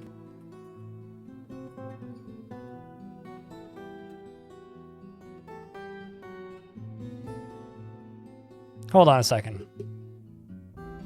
Badger cub. So are they just killing the young one? Huh. Thankfully them fighting is giving my dwarves time to get inside. That's just a normal badger. I'm going to remove the outside here, which should hopefully give us a chance to get this removed.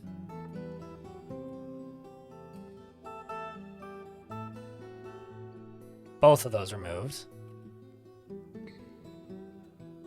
Okay, that's a normal badger. That's also a normal badger.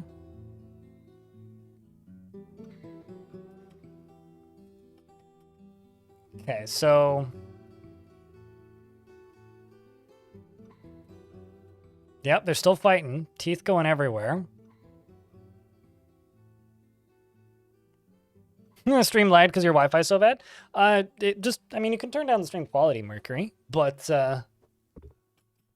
We've got some very angry badgers. They're evolving into honey badgers.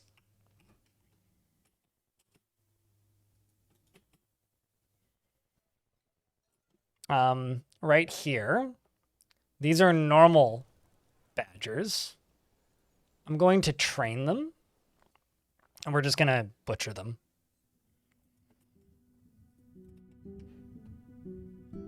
Are we loading cages? Ah. I see we're not.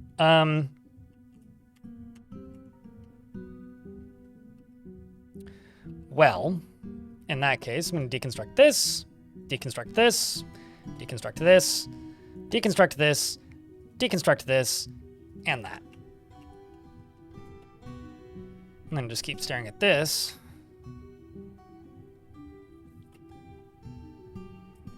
Normal badger.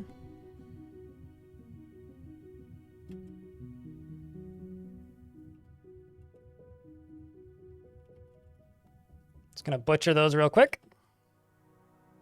Get those cages emptied out.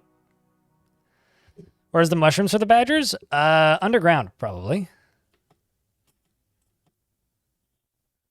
I'm defending the front door from badgers. Oh no. This is a really bad time for some migrants to arrive. Sure, yeah, that.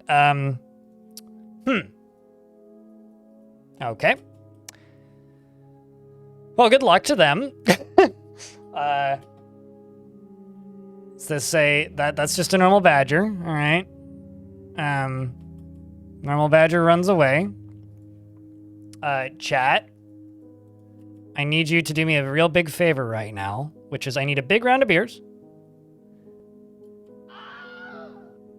Congrats on the new place. Can say that now? Yes, you can say that now because I'm here now. So I've evolved. I can now exit the void in multiple directions. See? It's kind of got a neat 3D effect to it. Like this is like weirdly satisfying to do. But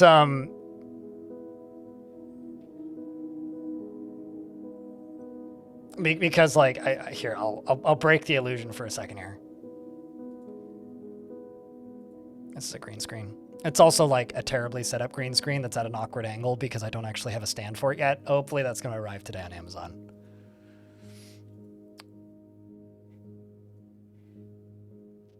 Because behind the green screen is...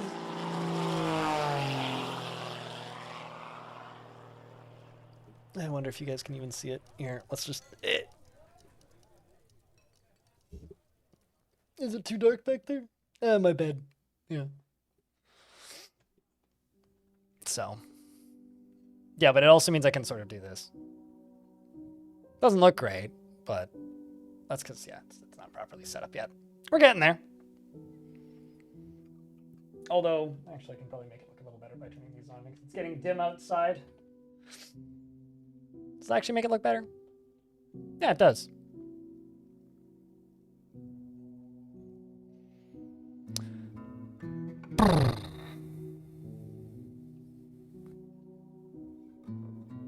You assumed it was a black screen? Nope, it's definitely a green screen. All right, so we got 6 migrants. Seems like it's still just fighting with the badgers. But seriously, Phineas, thank you very much for, you know, everything you do. Because I am... Like, this wouldn't happen. This wouldn't have happened if it wasn't for people like you supporting the channel, so... Thanks a lot for everything you do, man.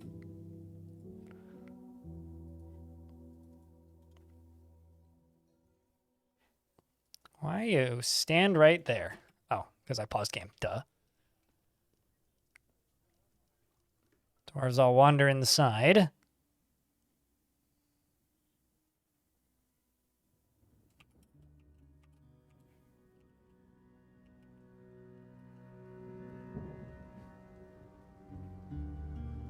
Somebody is fighting. Oh, that's a good sign. Okay, so how many of them badgers is still alive? You over here. Okay, so these are the only 2 badgers left of the badgerly crew. One of them will probably kill the other one eventually. Although they probably don't have much left. Whether zombies really need a unique sprite.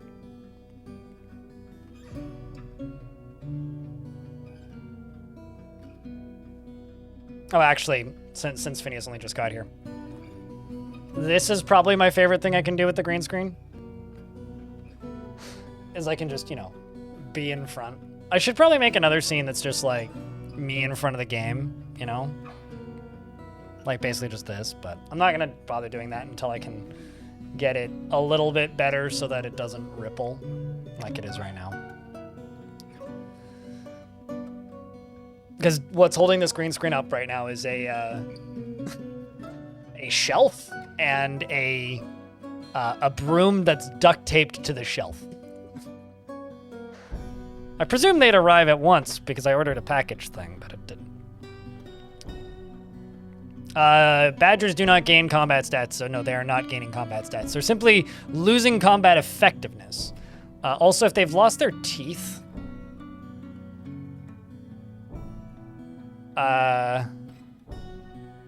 then they can't infect anything. I mean, what are they currently doing? Yeah, they're just scratching each other.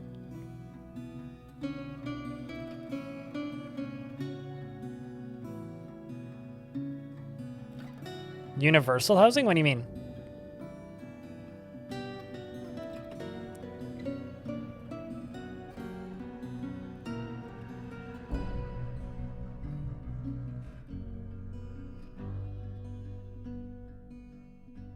They're just gumming each other, scratching each other, gumming each other. So Devilish Potato really wants to acquire an object. Let me just go up to here and type in cloth.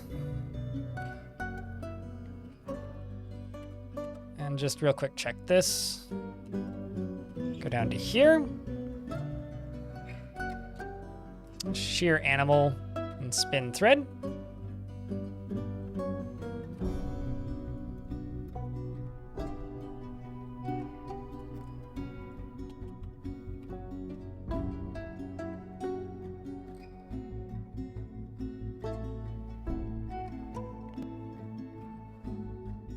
You've been trying to make everyone bedrooms and it's a struggle. You just have to get started like right away. It's one of those things that you can't like hold off on. You just have to start doing it like immediately.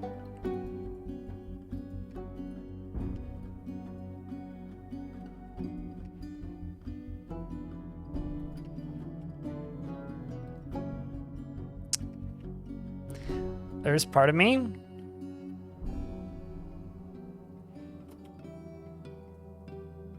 Okay, you know what? Probably the best way to do this is just to watch this. Also, we gotta brew some brews. Realizing I just ran out of alcohol because I don't actually have alcohol scheduled because the population's been growing so slowly that, like, I haven't really needed to worry about it. At least we've got fancy meals. Let's get some barley going. Eventually, one of these will die.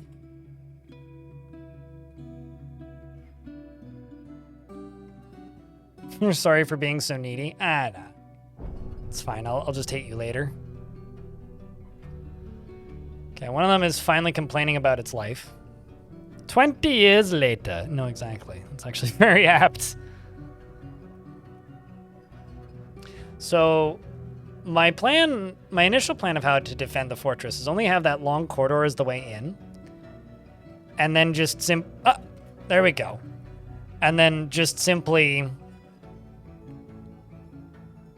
wait for the enemy to walk in there, lock the doors, and then release undead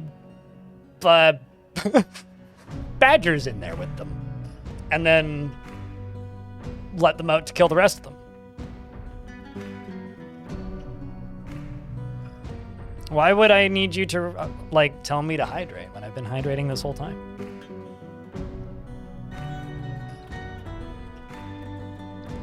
You're just not paying very close attention. I don't like being ordered to drink water. If you, are forgetful enough to not drink water when you're clearly thirsty, then that's a you problem. Oh my god, they leave the map? Whoa, I didn't know they'd do that. That's awesome. You know, who here saw that hoodie hair video from the other day?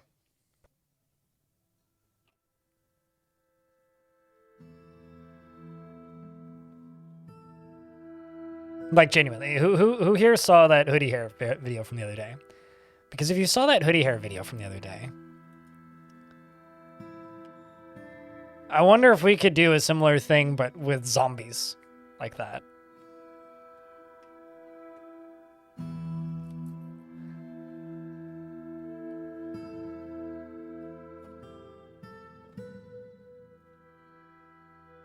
I wonder if it's going to infect the whole world. That would be awesome if it did. Although probably what's going to start happening if that does become a thing, is I'm going to have to pretty quickly. I'm going to end up in this situation where I don't have any, or where we're just going to start inheriting barons because stuff's going to start dying back home. Also, I screwed that up.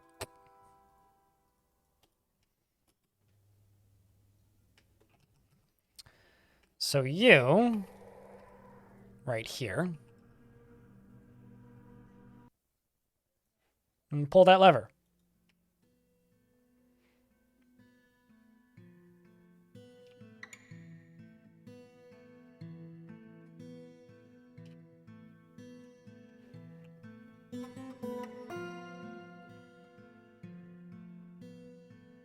And look at that. I've now found some cinnabar. I'm super happy about this.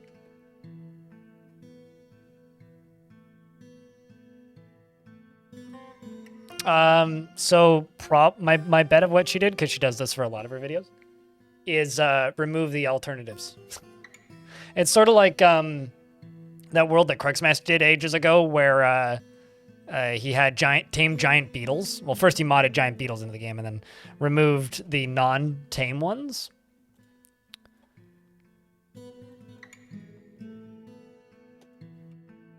Because removing the non-tame ones, or like forcing them to be tamed, is just a thing that you can do, really. So that's probably what happened, was they just had a gimmick that they wanted to roll with, and then rolled with it.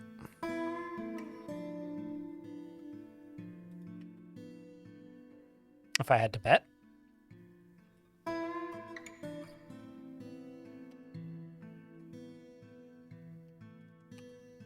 So that would be my expectation of how she did that.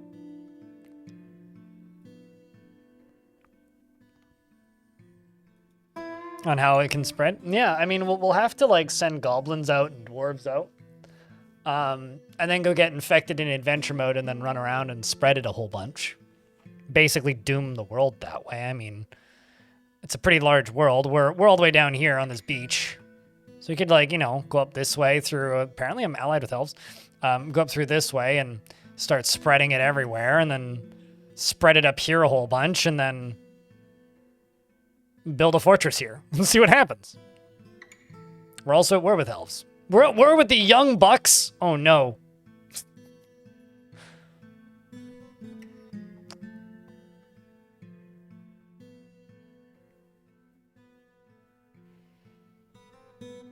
It looked like she got lucky with it. I mean, anything's possible, right? But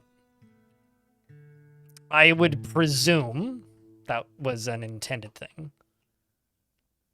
Okay, so now I need to be cautious. Get outside there, dwarves. Got lots of stuff to bring indoors.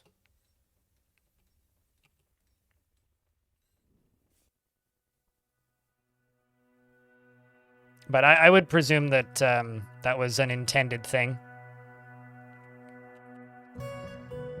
But then again, I just kind of figure that most things are orchestrated, I guess.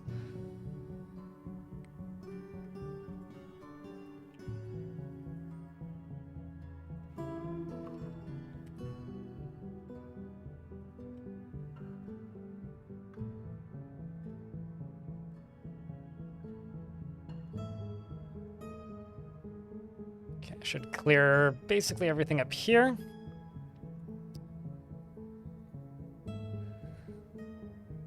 Still just want to acquire objects and be with family. How are we doing on cloth?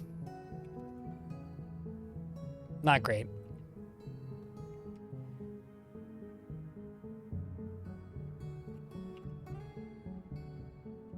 Let's also bring all that stuff inside. Uh-oh. Uh-oh. Uh-oh. Okay, it's really far away. That should be okay. It is very far away. Yeah, no, the Young Buck is a an elven faction in this world that apparently we're allied with, which I think is kind of funny. I just think they have a great name. It's just kind of it gives you a funny mental image, you know. Let's also just get rid of this door for right now.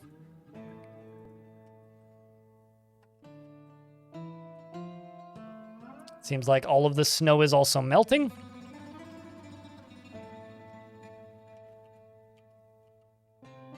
I'm gonna go up to here, and I'm gonna go power, and I'm going to make a windmill. Ah, well, just plunk it right there.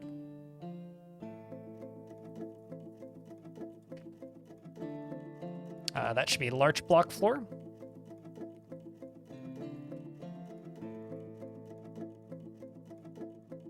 And pine.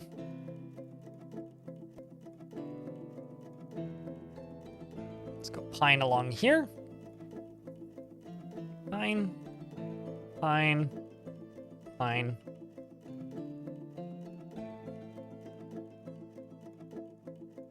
After all the trees I've killed? Well, I mean, my faction is. Usually the reason dwarves are allied with elves, if you actually go and look through legends, it's almost always because somebody dug too deeply and greedily. And then the elves pledged to help them defeat an unstoppable foe, quote unquote. So that's probably what happened. Somebody in our faction probably did that. That or to stop war with the goblins is the other reason you'll see that notice sometimes. I actually quite like the way this temple looks. I think it looks really nice.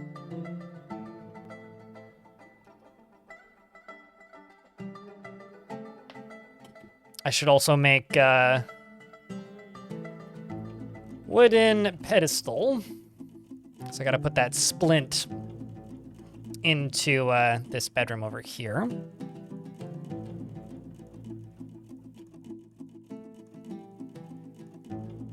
And this is going to be a bedroom, which is going to be given to Havoc.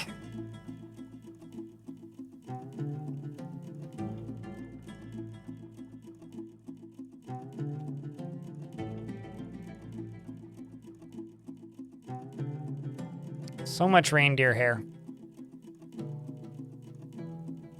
Let's process plants, shear animal, and spin thread. Making doors, making blocks. All right.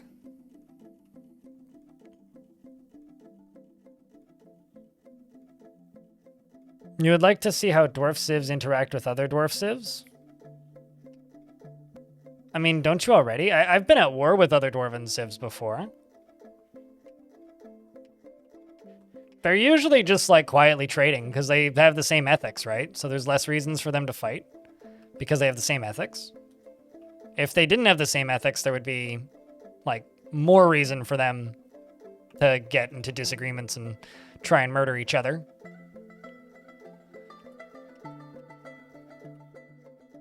At least that's how I would presume it would work. But like, what do you mean by you would like to see how dwarf civs interact with other dwarf civs?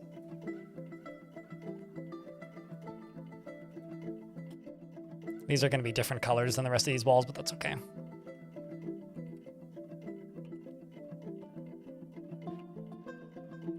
I feel like in order for the trees to start being a problem, I'd have to chop down a lot more of them.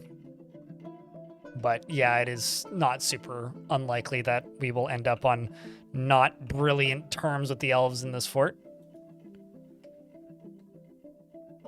During World Gen, something like that? I mean, I've seen them allied. It's probably pretty similar to the way other factions work.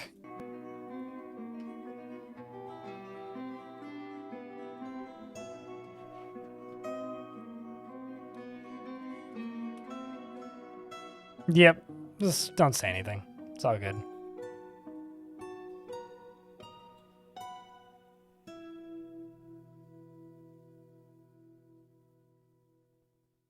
Mostly changes world stuff, adds a bunch of contents and core mechanics. I mean, you just saw my email. It is what it is.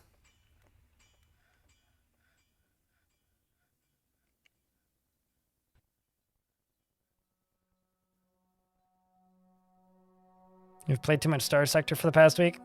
I need to play more Star Sector. I haven't touched Star Sector since like 2014 or something.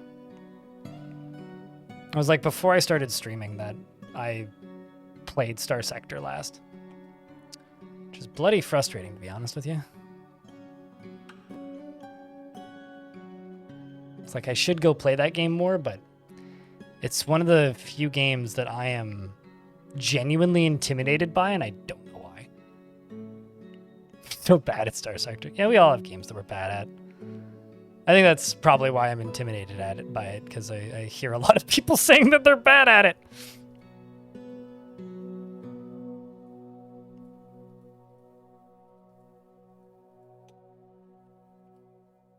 Let's see where I screwed up here.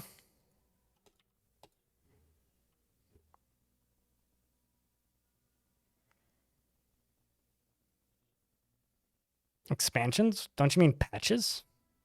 Do they call them expansions?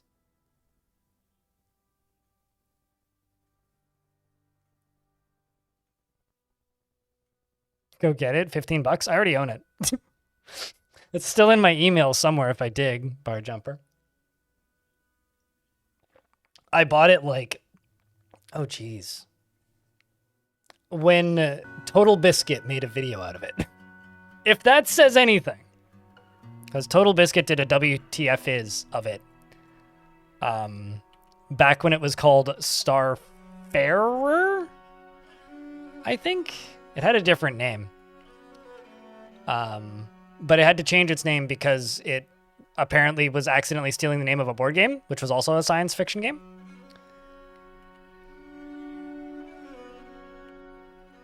Yeah, it's because of the walls beneath them.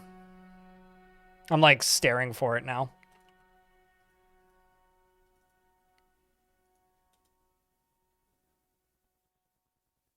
It was Star something that wasn't Star Sector. Oh no. Oh wait, it is generating power. It's just not generating much. What's the material that you're made out of? You are made out of larch.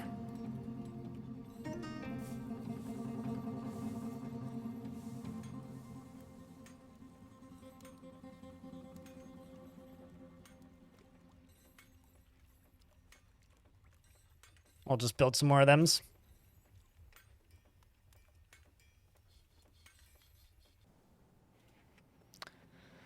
Thankfully, no more of the badgers are opposed to life, which is kind of nifty. Processed plants.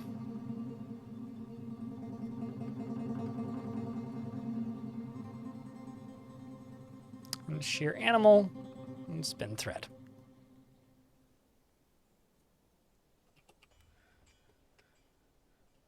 Yeah, no, I mean, like, Starfarer, or Star Sector, rather. When I purchased that game, I bought it on a Total Biscuit recommendation, and I remember playing it for a bit and going, wow, this is really cool. Needs updates. And then, like, I just kind of forgot about it. Like, genuinely kind of forgot about it.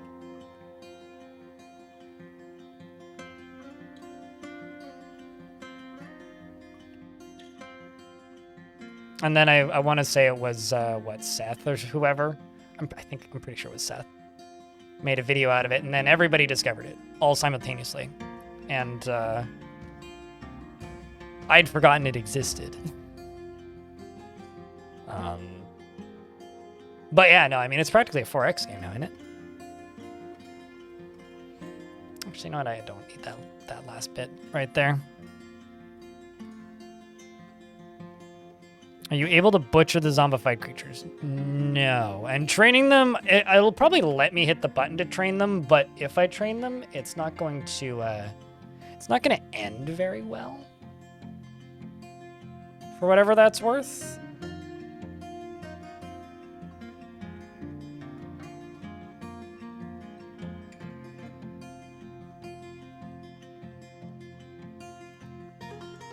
And the reason it's not going to end very well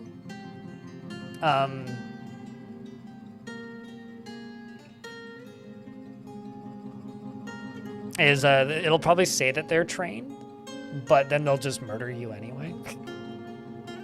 It's sort of like if you try to train what is it? If you try to train a zombified creature because like the train button is still there, they just murder you anyway. You could probably use them to train training. You know? Like that might be handy. What's up, Shutterbug? Those things.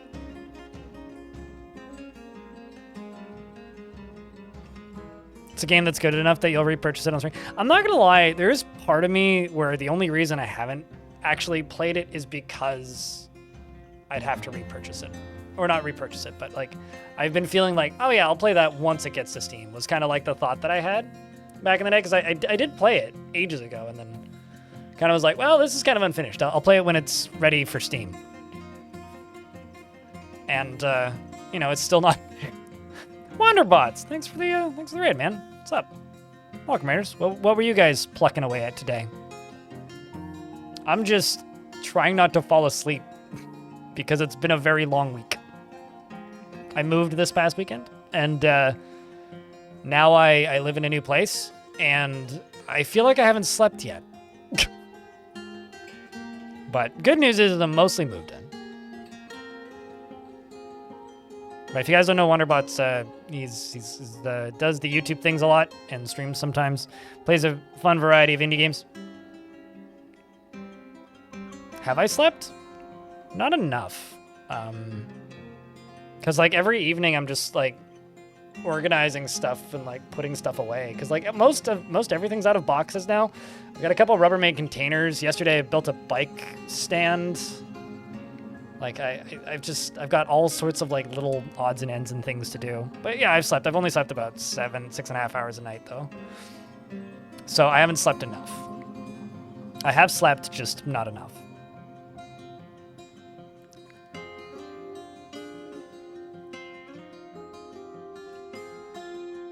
We're left with 30,000 items to burn. Oh, geez. That's a lot of items.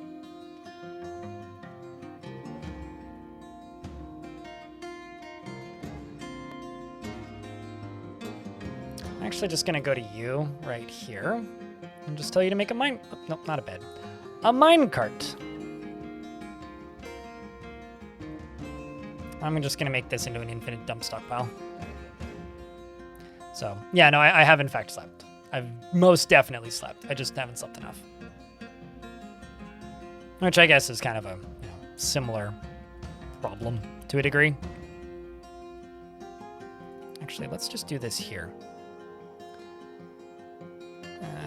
Nope, one further up, right there.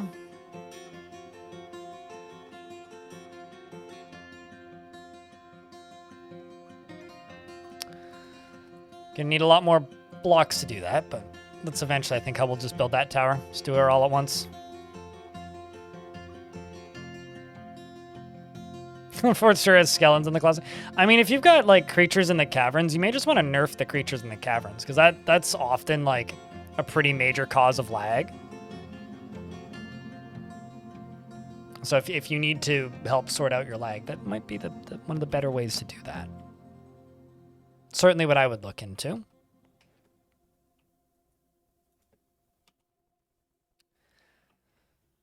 Devilish potato. Devilish, devilish, devilish. Like, this dwarf is still panicking after being attacked. Like, got attacked by a perfectly normal, not even undead, badger. and is still panicked after reliving being attacked. Like, that's their only real concerning thought.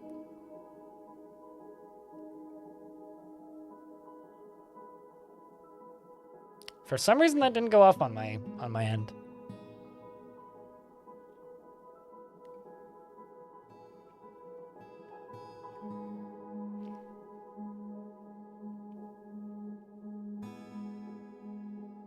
Can cavern creatures be modified? Oh yeah, yeah. You just you hit settings. I usually do it at the beginning, but just go to custom settings and scroll down. Cavern dweller frequency and cavern dweller scale. Or sorry, cavern dweller maximum attackers. So a cavern dweller scale and cavern dweller maximum attackers. I have them set to 2 and 10. So at most in this fort right now, it's 6 by 6. I could have like maybe 60 per cavern layer at max. And that's if I kill them, but they'll come in groups of 2 initially. By default, this is 25 and oh no, it's what, 25 and 50, right? Is the default. So like on default map size settings, you can have up to 300 per cavern layer. So that's like 900 creatures. And I don't think that includes mounts, which is like ridiculous, absurd, if you will.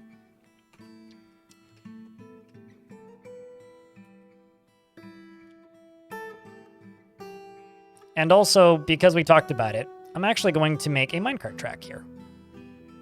Because I think it would be cool to have a minecart track here.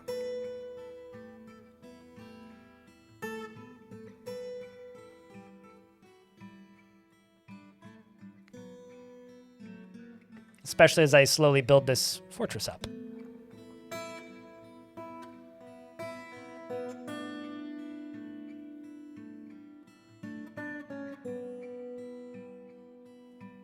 And I am also realizing I need more booze. All right. And then what I'll do is right here.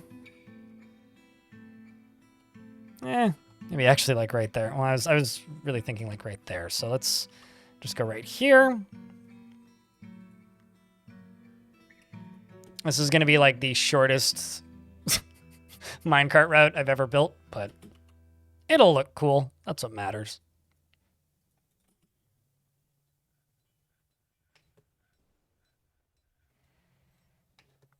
And then this one on the end here is going to have a track stop. It's going to dump this way. This is effectively just going to be an infinite stockpile, except with like slight chance of head trauma at the bottom. Wicta, your office can move.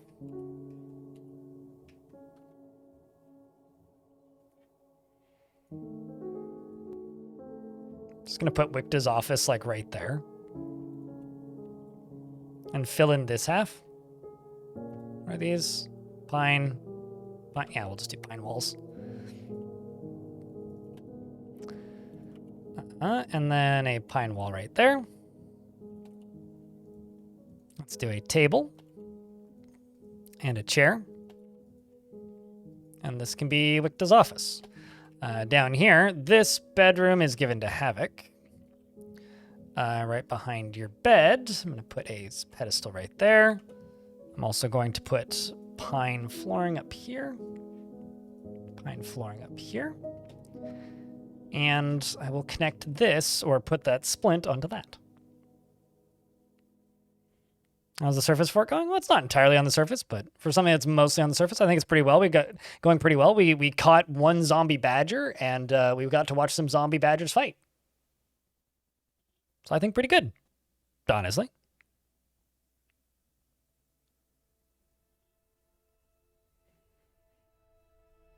No, the challenge, I'm just building a surface fort because I feel like it. The quote-unquote challenge of this fort is I can't make squads. So I'm not allowed to train soldiers.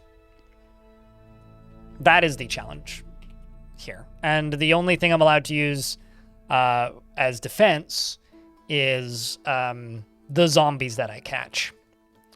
But I haven't really built that out into a usable system just yet. We're working on it. We're getting pretty close, though. That's what this down here is all going to be.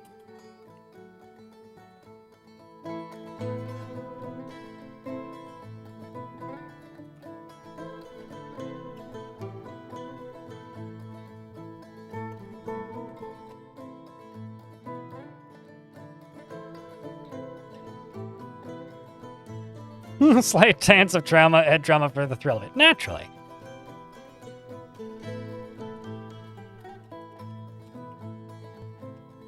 Okay, so let's just make a minecart route real quick. It's going to start up here.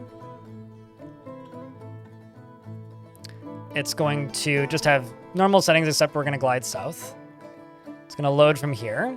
The second stop is going to be right here. And it's just going to be perfectly normal, except when empty of desired items. And for the minecart, we're going to put that minecart right there.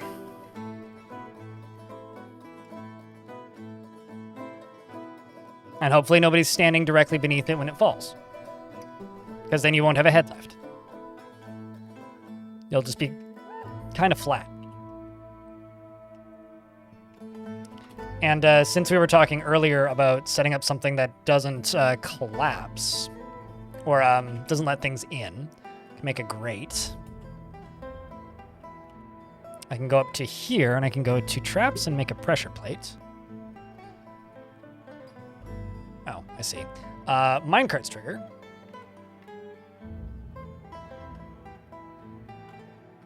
Needs to be a couple of sprites away, so like right there. Also need to go down here. And pop these blocks down. And then right there, put a stockpile once those floors are built. And then when there's a stockpile there, they won't, you know, move them away when they get dumped down there. Otherwise, it'll just become a weird infinite loop eventually. Can also fit a lot, and I do mean a lot, into one of these minecarts. I just haven't told it what it wants to fill with yet, which is wood, clearly. Although, actually, I should probably leave this forbidden right now. Don't get these floors done. So does the sheriff roll hunt lawbreakers? No, not really hunt. If you convict somebody of a crime that they've committed or not committed, then the sheriff's job is to go and arrest them and put them in prison or beat the ever-living crap out of them, depending on what they designate the crime to have to, what the punishment for the crime to be. So now I need a grate. The large grate goes right there.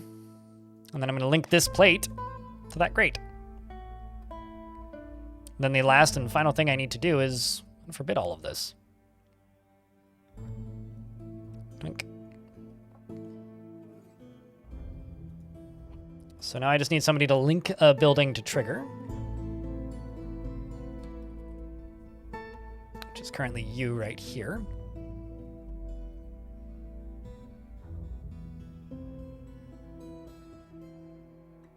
What does a champion do?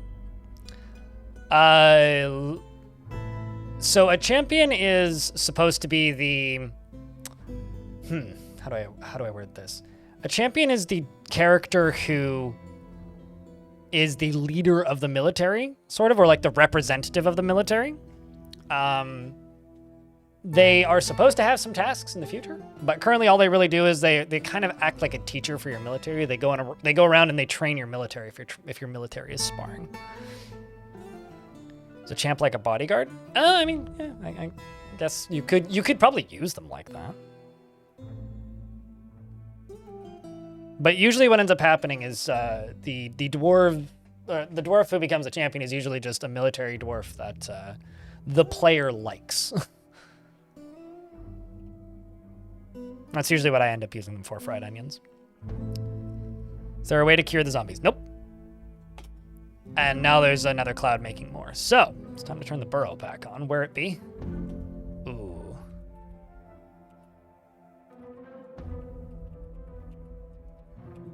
It's a little sketchy. I don't like it when it appears down here.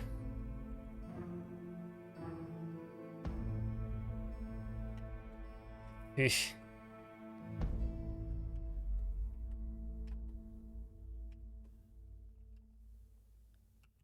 Which means it's probably going to appear over here in a second.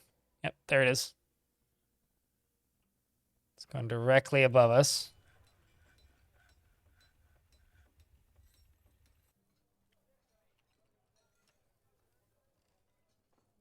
Yeah, this game has that effect on people. There's so much to learn, so little time kind of deal.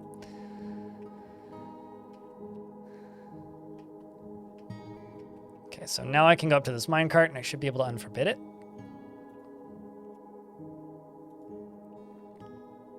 And dwarves should begin loading minecart.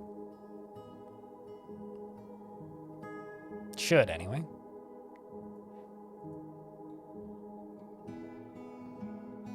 Champion duels would be sick. Now that you say that, champions, it would be really cool if you could use your champion to stop a war. Like, send your champion to go defeat their champion in a duel, and if somehow if the champion has a high enough negotiation skill, then it could get accepted, and if it gets accepted, then... I have a bunch of raccoons, excuse me? Well, I guess we're eating raccoons for dinner. Excellent.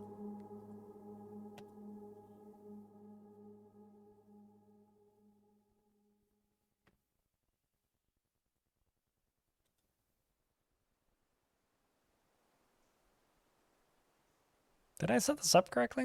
What am I missing? Loads. Do you load the right thing?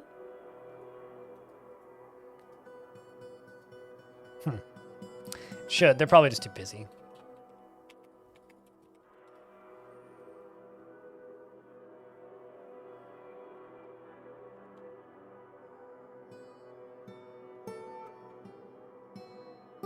Let's check tasks. Yes, okay, so there's a bunch of tasks, they're just not doing it. There's other things they're doing instead. Well, okay. Fine.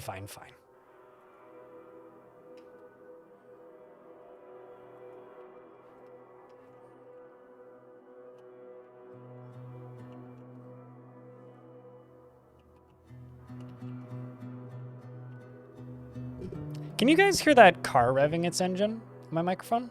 I'm curious. Dwarf versus champs have a beer drinking contest? Ooh. That'd be pretty cool. A stray alpaca's been missing for a week? Did you just get frozen or dumped into the lake? Apparently we've learned a few facts about raccoon training.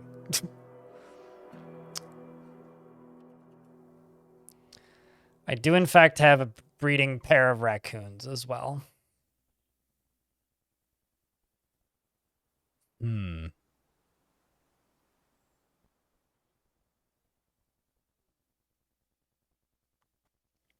Yeah, cats are the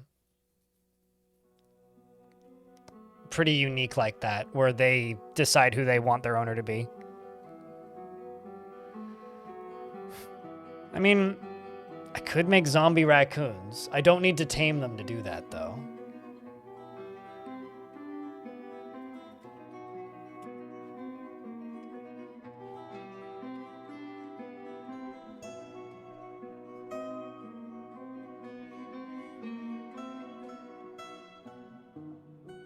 Let's just go here. And put the badger cage right there. And a raccoon cage right there. Put all of the raccoons in there with it. And then connect both cages to a lever. Connect this to a lever, obviously. And then I need a control room. Okay, so this is all larch.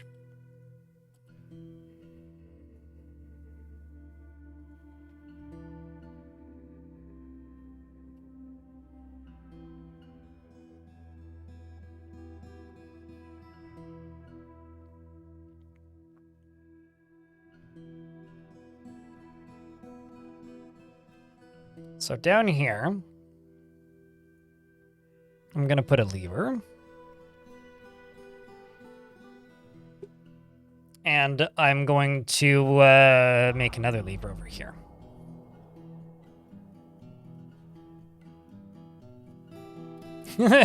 You want to know what causes bar brawls?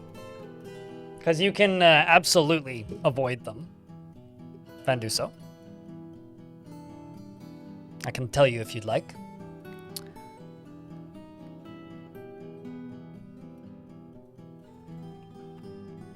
Oh. Looks like it's functioning now.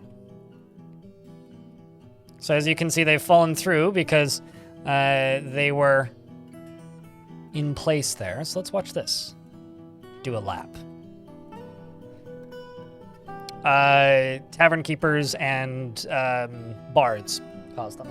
Because dwarves very rarely overdrink on their own. However, ooh, I'm watching the sun go down. That's cool. I get to see sunsets while streaming. Sorry, this is a novelty to me. Basically what they do is they serve booze, right? So if they're serving people booze, they can cause dwarves to overdrink, which causes them to brawl. Sometimes you'll have dwarves that occasionally overindulge, which means once every 5 years or something, a dwarf will drink like 5 times too many drinks and then like freak the fuck out and get super duper duper crunky drunk. But generally that doesn't happen. So it's only really a threat to your fortress in the rare instance that, or in an instance where you have a dwarf who overindulges and you have a tavern keeper. Okay, so that's just taking a little while to get constructed because everybody's just doing this right now, which is fine because that's what I wanted them to do partially, but.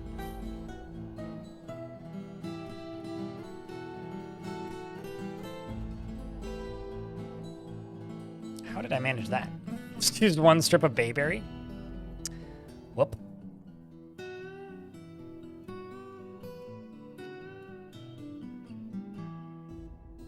But yeah, generally dwarves won't get stupidly overdrunk and brawl outside of you having a tavern keeper. I actually quite like it though. It's kind of like an official version of a bug. It used to be possible for your dwarves to get into it. Well, it is possible for your dwarves to just kind of like get mad at each other and fight, which is a good mechanic, in my opinion.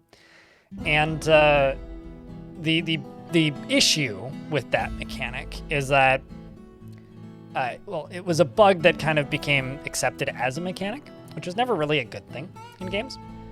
And the way they kind of made it official is they made it so that if dwarves overdrink, they brawl, and then you get tavern brawls. So I like it as an official like mechanic in like that replaces a bug. But if you don't understand what's causing it, yeah, it can be kind of aggravating. Some migrants have arrived here. Yeah. 30 dwarves, 31 dwarves, 32 dwarves, 33 dwarves. Good stuff. Here comes the newbies. Up to 33 dwarves. Love watching the numbers go up. Is that ice slippery? I don't know if I presume they can slip on ice. I know they can slip on vomit. They can slip on liquids. I don't believe I've ever noticed them slip on ice, though.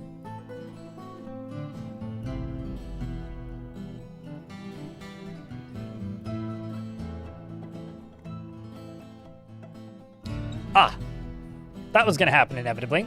The doctrine of bronze has many worshippers in Clobbertomb and now requires a temple and a priest. This location must be built and furnished, with the new position appointed by you. Well, I will put the zone up here. Similarly to how I did that one below it.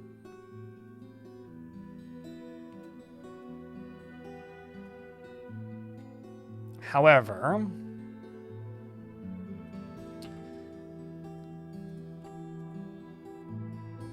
temple,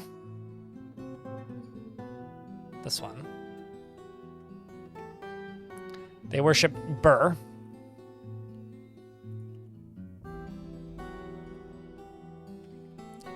I'm just gonna go down here. Go to you. And do rock blocks. Except I'm just gonna get them to use Cinnabar.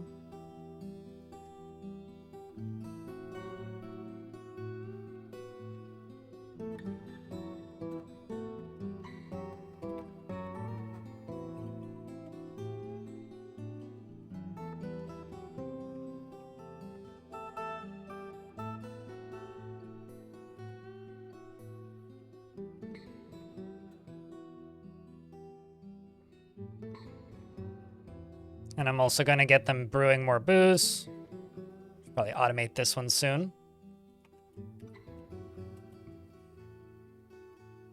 Let's do longland, longland grass, longland grass, and then over here we'll do rope reeds, and then the rest of the time longland grass, and then barley.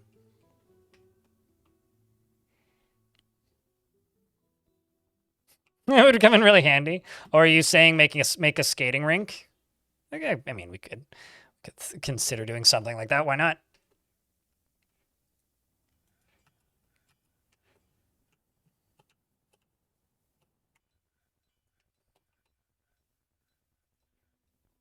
Oh, you're hauling Cinnabar. It's a slow process. A cloud from the murk has drifted nearby. Wear it. Well, it's all the way the hell out here in the middle of the ocean, which appears to have sole and anchovies swimming around in it.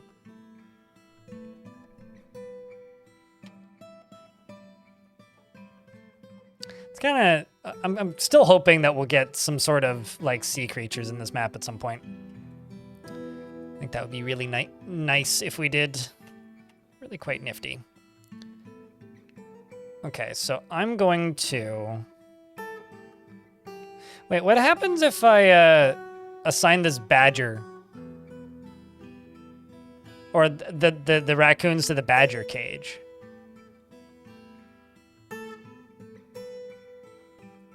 I need to know.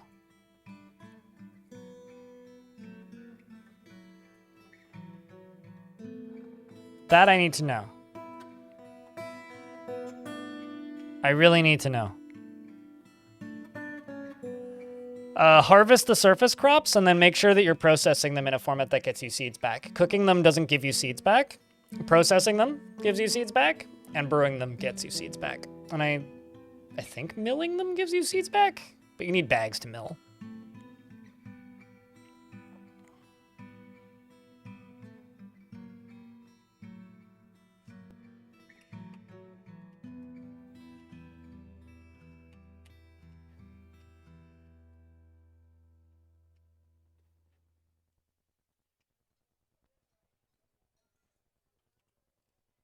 So that should be a task. And pasturing turkey hens, though. Most of these dwarves are stuck socializing, which is fine. Do you have family? No, but you do have friends, though. That's good.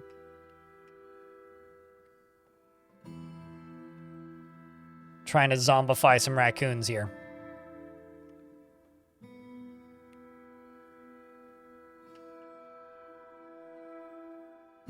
Okay, so these are cages. Wooden cage. Let's just make 80 of them. We'll make them out of pine this time.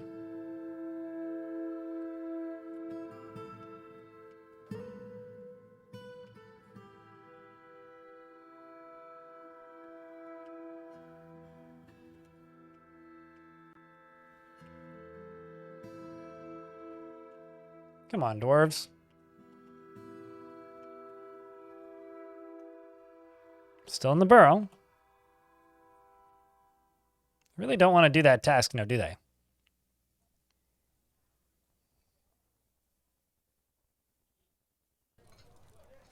I guess they just really want that break. They're all enjoying their time off. It's not like that's blocked.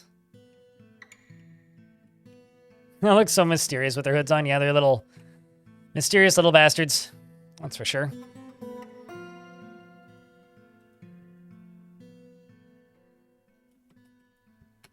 We are in an ad break.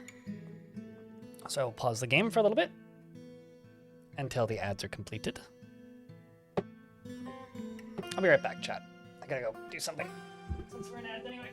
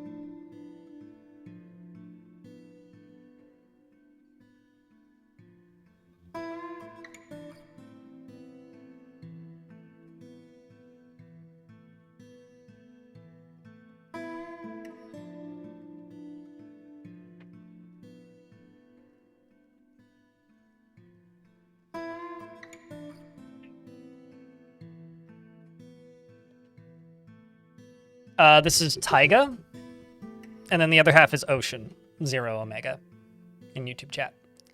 You've been watching and playing today, and you realized released several demons in the fort. A web spitter didn't do much but tie up some dwarves. I have a fire breather that has taken out half of the fort so far, though. Oh no! That's upsetting.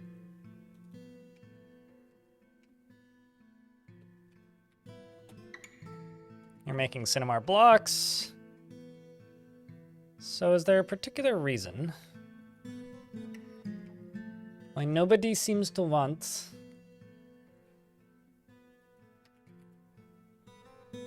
to move these guys? Well, you're over. Oh, that's interesting. This raccoon is overcome by terror right next to this raccoon. I'm wondering maybe. Okay, hold on. Let me just put the other raccoons in here. Let's see. Will they do that, maybe? Because they did assign... Okay,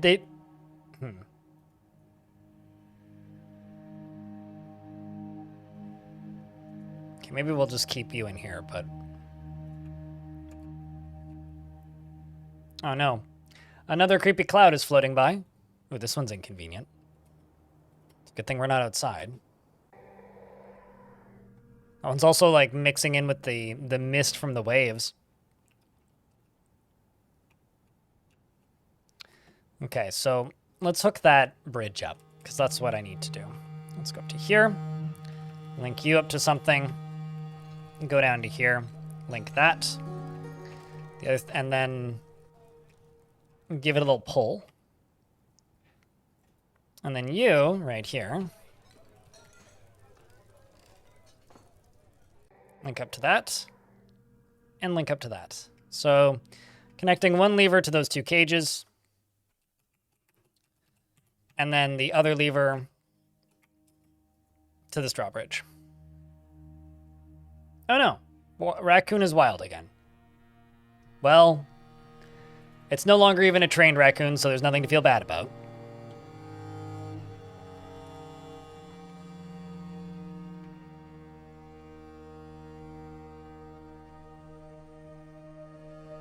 Yeah, it's also a haunted ocean that causes evil zombies.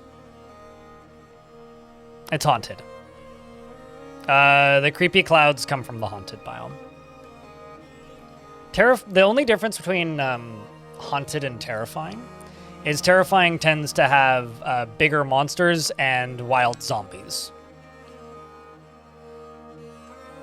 It's really cool when it just emerges out of nowhere. But the clouds have random effects. One of them is it just turns them into husk, which are the weather undead.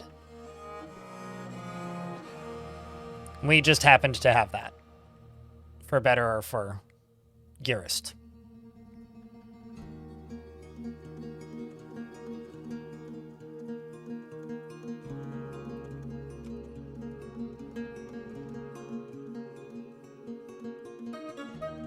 Oh, sweet. It does work.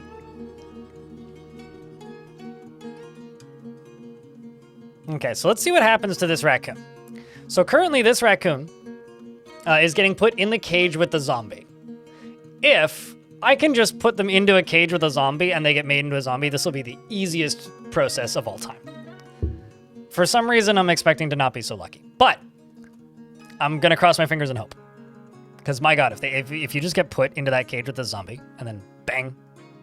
No? Okay. Well. No, Mr. Bitey. That's unfortunate. I was hopeful. Does water itself in an evil-aligned ocean ever have the effect? Yes, if it's raining. So, like, if it's raining blood, and getting the blood on you is what causes the evil, then it'll be all like, bruh. This is like watching a 3D movie. Otherwise, what's the word? Otherwise, it doesn't cause that effect, right? So only if there is contaminants in the water. Okay, here comes the other raccoon. Then the other thing I gotta do is I gotta go right here.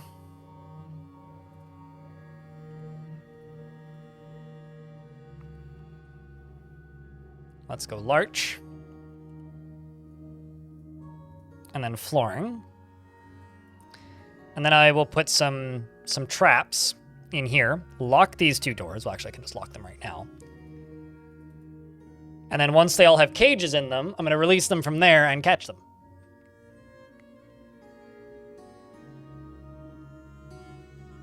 I mean, we're being about as moral as I can. I would say this is about as moral as, like, you know how on Earth here where we do this thing where I just gotta take a photo of this sunset for me, Mom. I've been informed to take photos of the first week of sunsets that I see, and there's a sunset right in front, so I gotta take a photo of it. Anyway, we're being about as moral as real-world scientists are with, like, doing science experiments on rats. We're just using raccoons, and I mean, I'm not gonna say it's immoral or moral or otherwise. I would say it's out-moral, I'll out-moral you with my morals.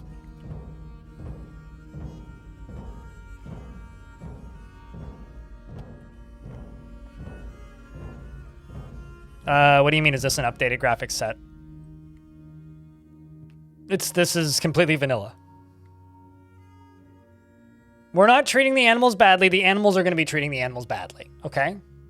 That's all I'm saying. I'm just simply putting them in a room where they can treat each other badly.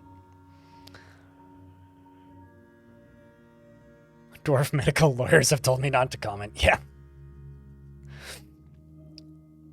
In like a couple years, Dwarf Fortress OSHA jokes are going to be questionable. Also, hey, Brahms.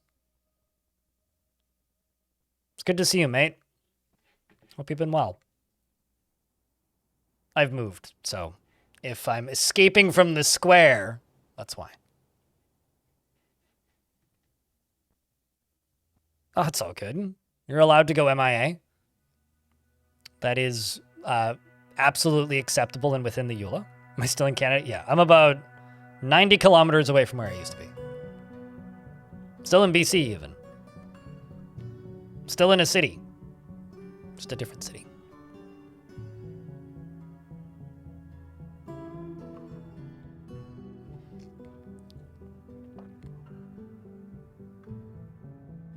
Your Goblin Siege coffee mug? Oh, there you go. What, the vile force of mug?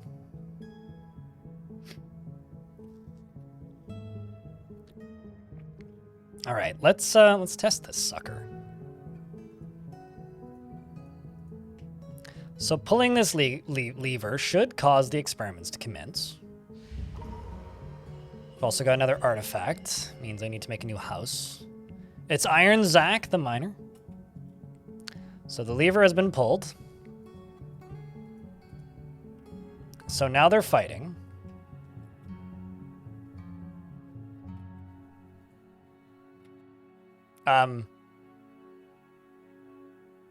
So the Badger won.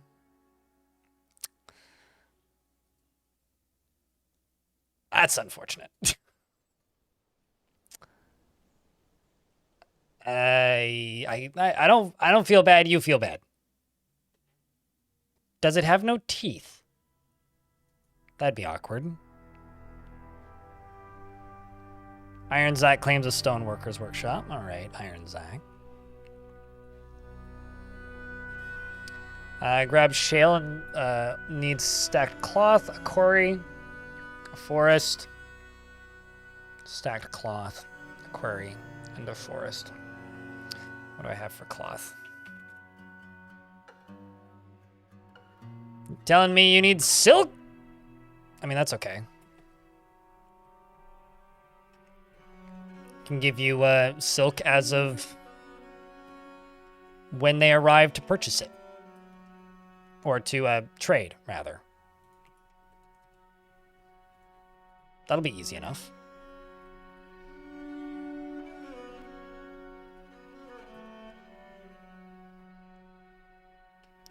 What's the experiment being done? I'm trying to multiply the number of zombies of weather zombies that I have. The problem is I'm not certain that this one has teeth. If they have no teeth, they cannot multiply. Upper body's cut open. Her paw's open. Her paw's dented. Her right paw's dented. Okay, no. So, do in fact have those. The other way that I can set this up is around on this beach. I can place cages full of livestock that won't, die. And then when we get hit with a weird wave,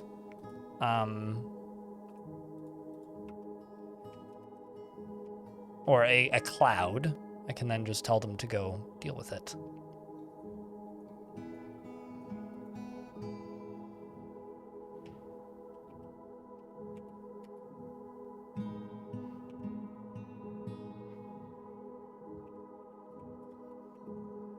Wooden barrel. Well, at least we got bayberry.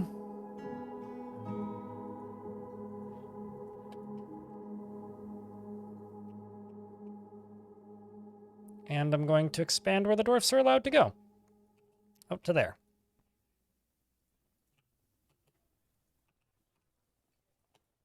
We're going to hack all these trees down, or at least a bunch of them.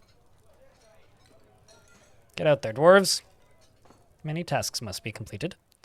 But yeah, I'm trying to create more weather zombies. Basically, if an evil weather zombie... Oh, this is how this works. Comes over here, goes over the switch, gets plopped in there, the stuff drops down, it goes back, and they fix it. Easy peasy. But yeah, if an evil weather zombie bites an evil weather zombie, then you get more evil weather zombie. That's how that works. So, however, they also have this habit of killing each other, and that one apparently is just killing them faster than, it can bite things to infect them. So what I'm going to do, actually, presuming these aren't butcherable, I think what I'm going to do is, I may actually use a drawbridge to crush bodies in this fort. You're heading to bed, Bastet? Alrighty. You have a good night. Thanks for hanging out today. Actually, the game is just saving right now. I've got a Future of the Fortress video I gotta finish. I'm still, I think some of you may have noticed I'm, kind of loopy. I think now may actually be a good time for me to call it. We've made some good progress, though. And the immoral experiments are slowly going underway. I think that in the next few days, we can make, or by the end of tomorrow at the very least, we can make some pretty great progress on this fort. I mean, dwarves are a little annoyed, and one dwarf is particularly annoyed. Nobody's particularly ecstatic or happy. But, I do think we're making some decent progress, and I think we can get there, especially with this tower.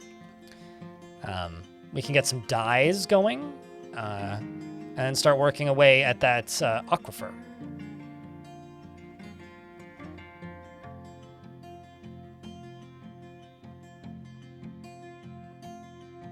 But in practical use, it's too potent? What do you mean? I mean, that nothing about what I do in Dwarf Fortress is practical. I mean, yeah, true. None of the, you know, ooh, a cloud is floating nearby. Wear it. Also, it didn't give me a pot. Did I accidentally close it? I must have. I don't even know where it is. Thankfully, I don't really see it, so if it's here, it's fully far away from me. But yeah, I think we will pick this fort back up tomorrow, chat. Because like I said, I'm getting a little loopy again.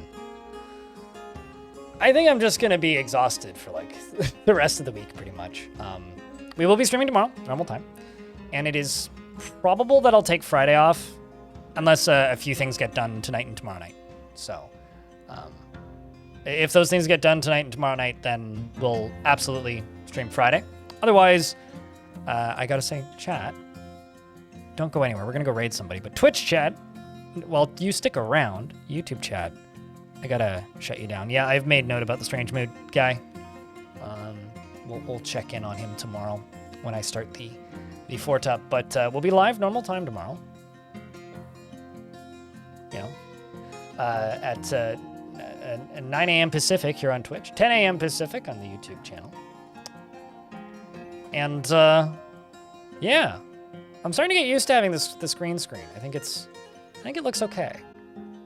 The problem with green screens is sometimes they just look painfully obvious. And when they look painfully obvious, they look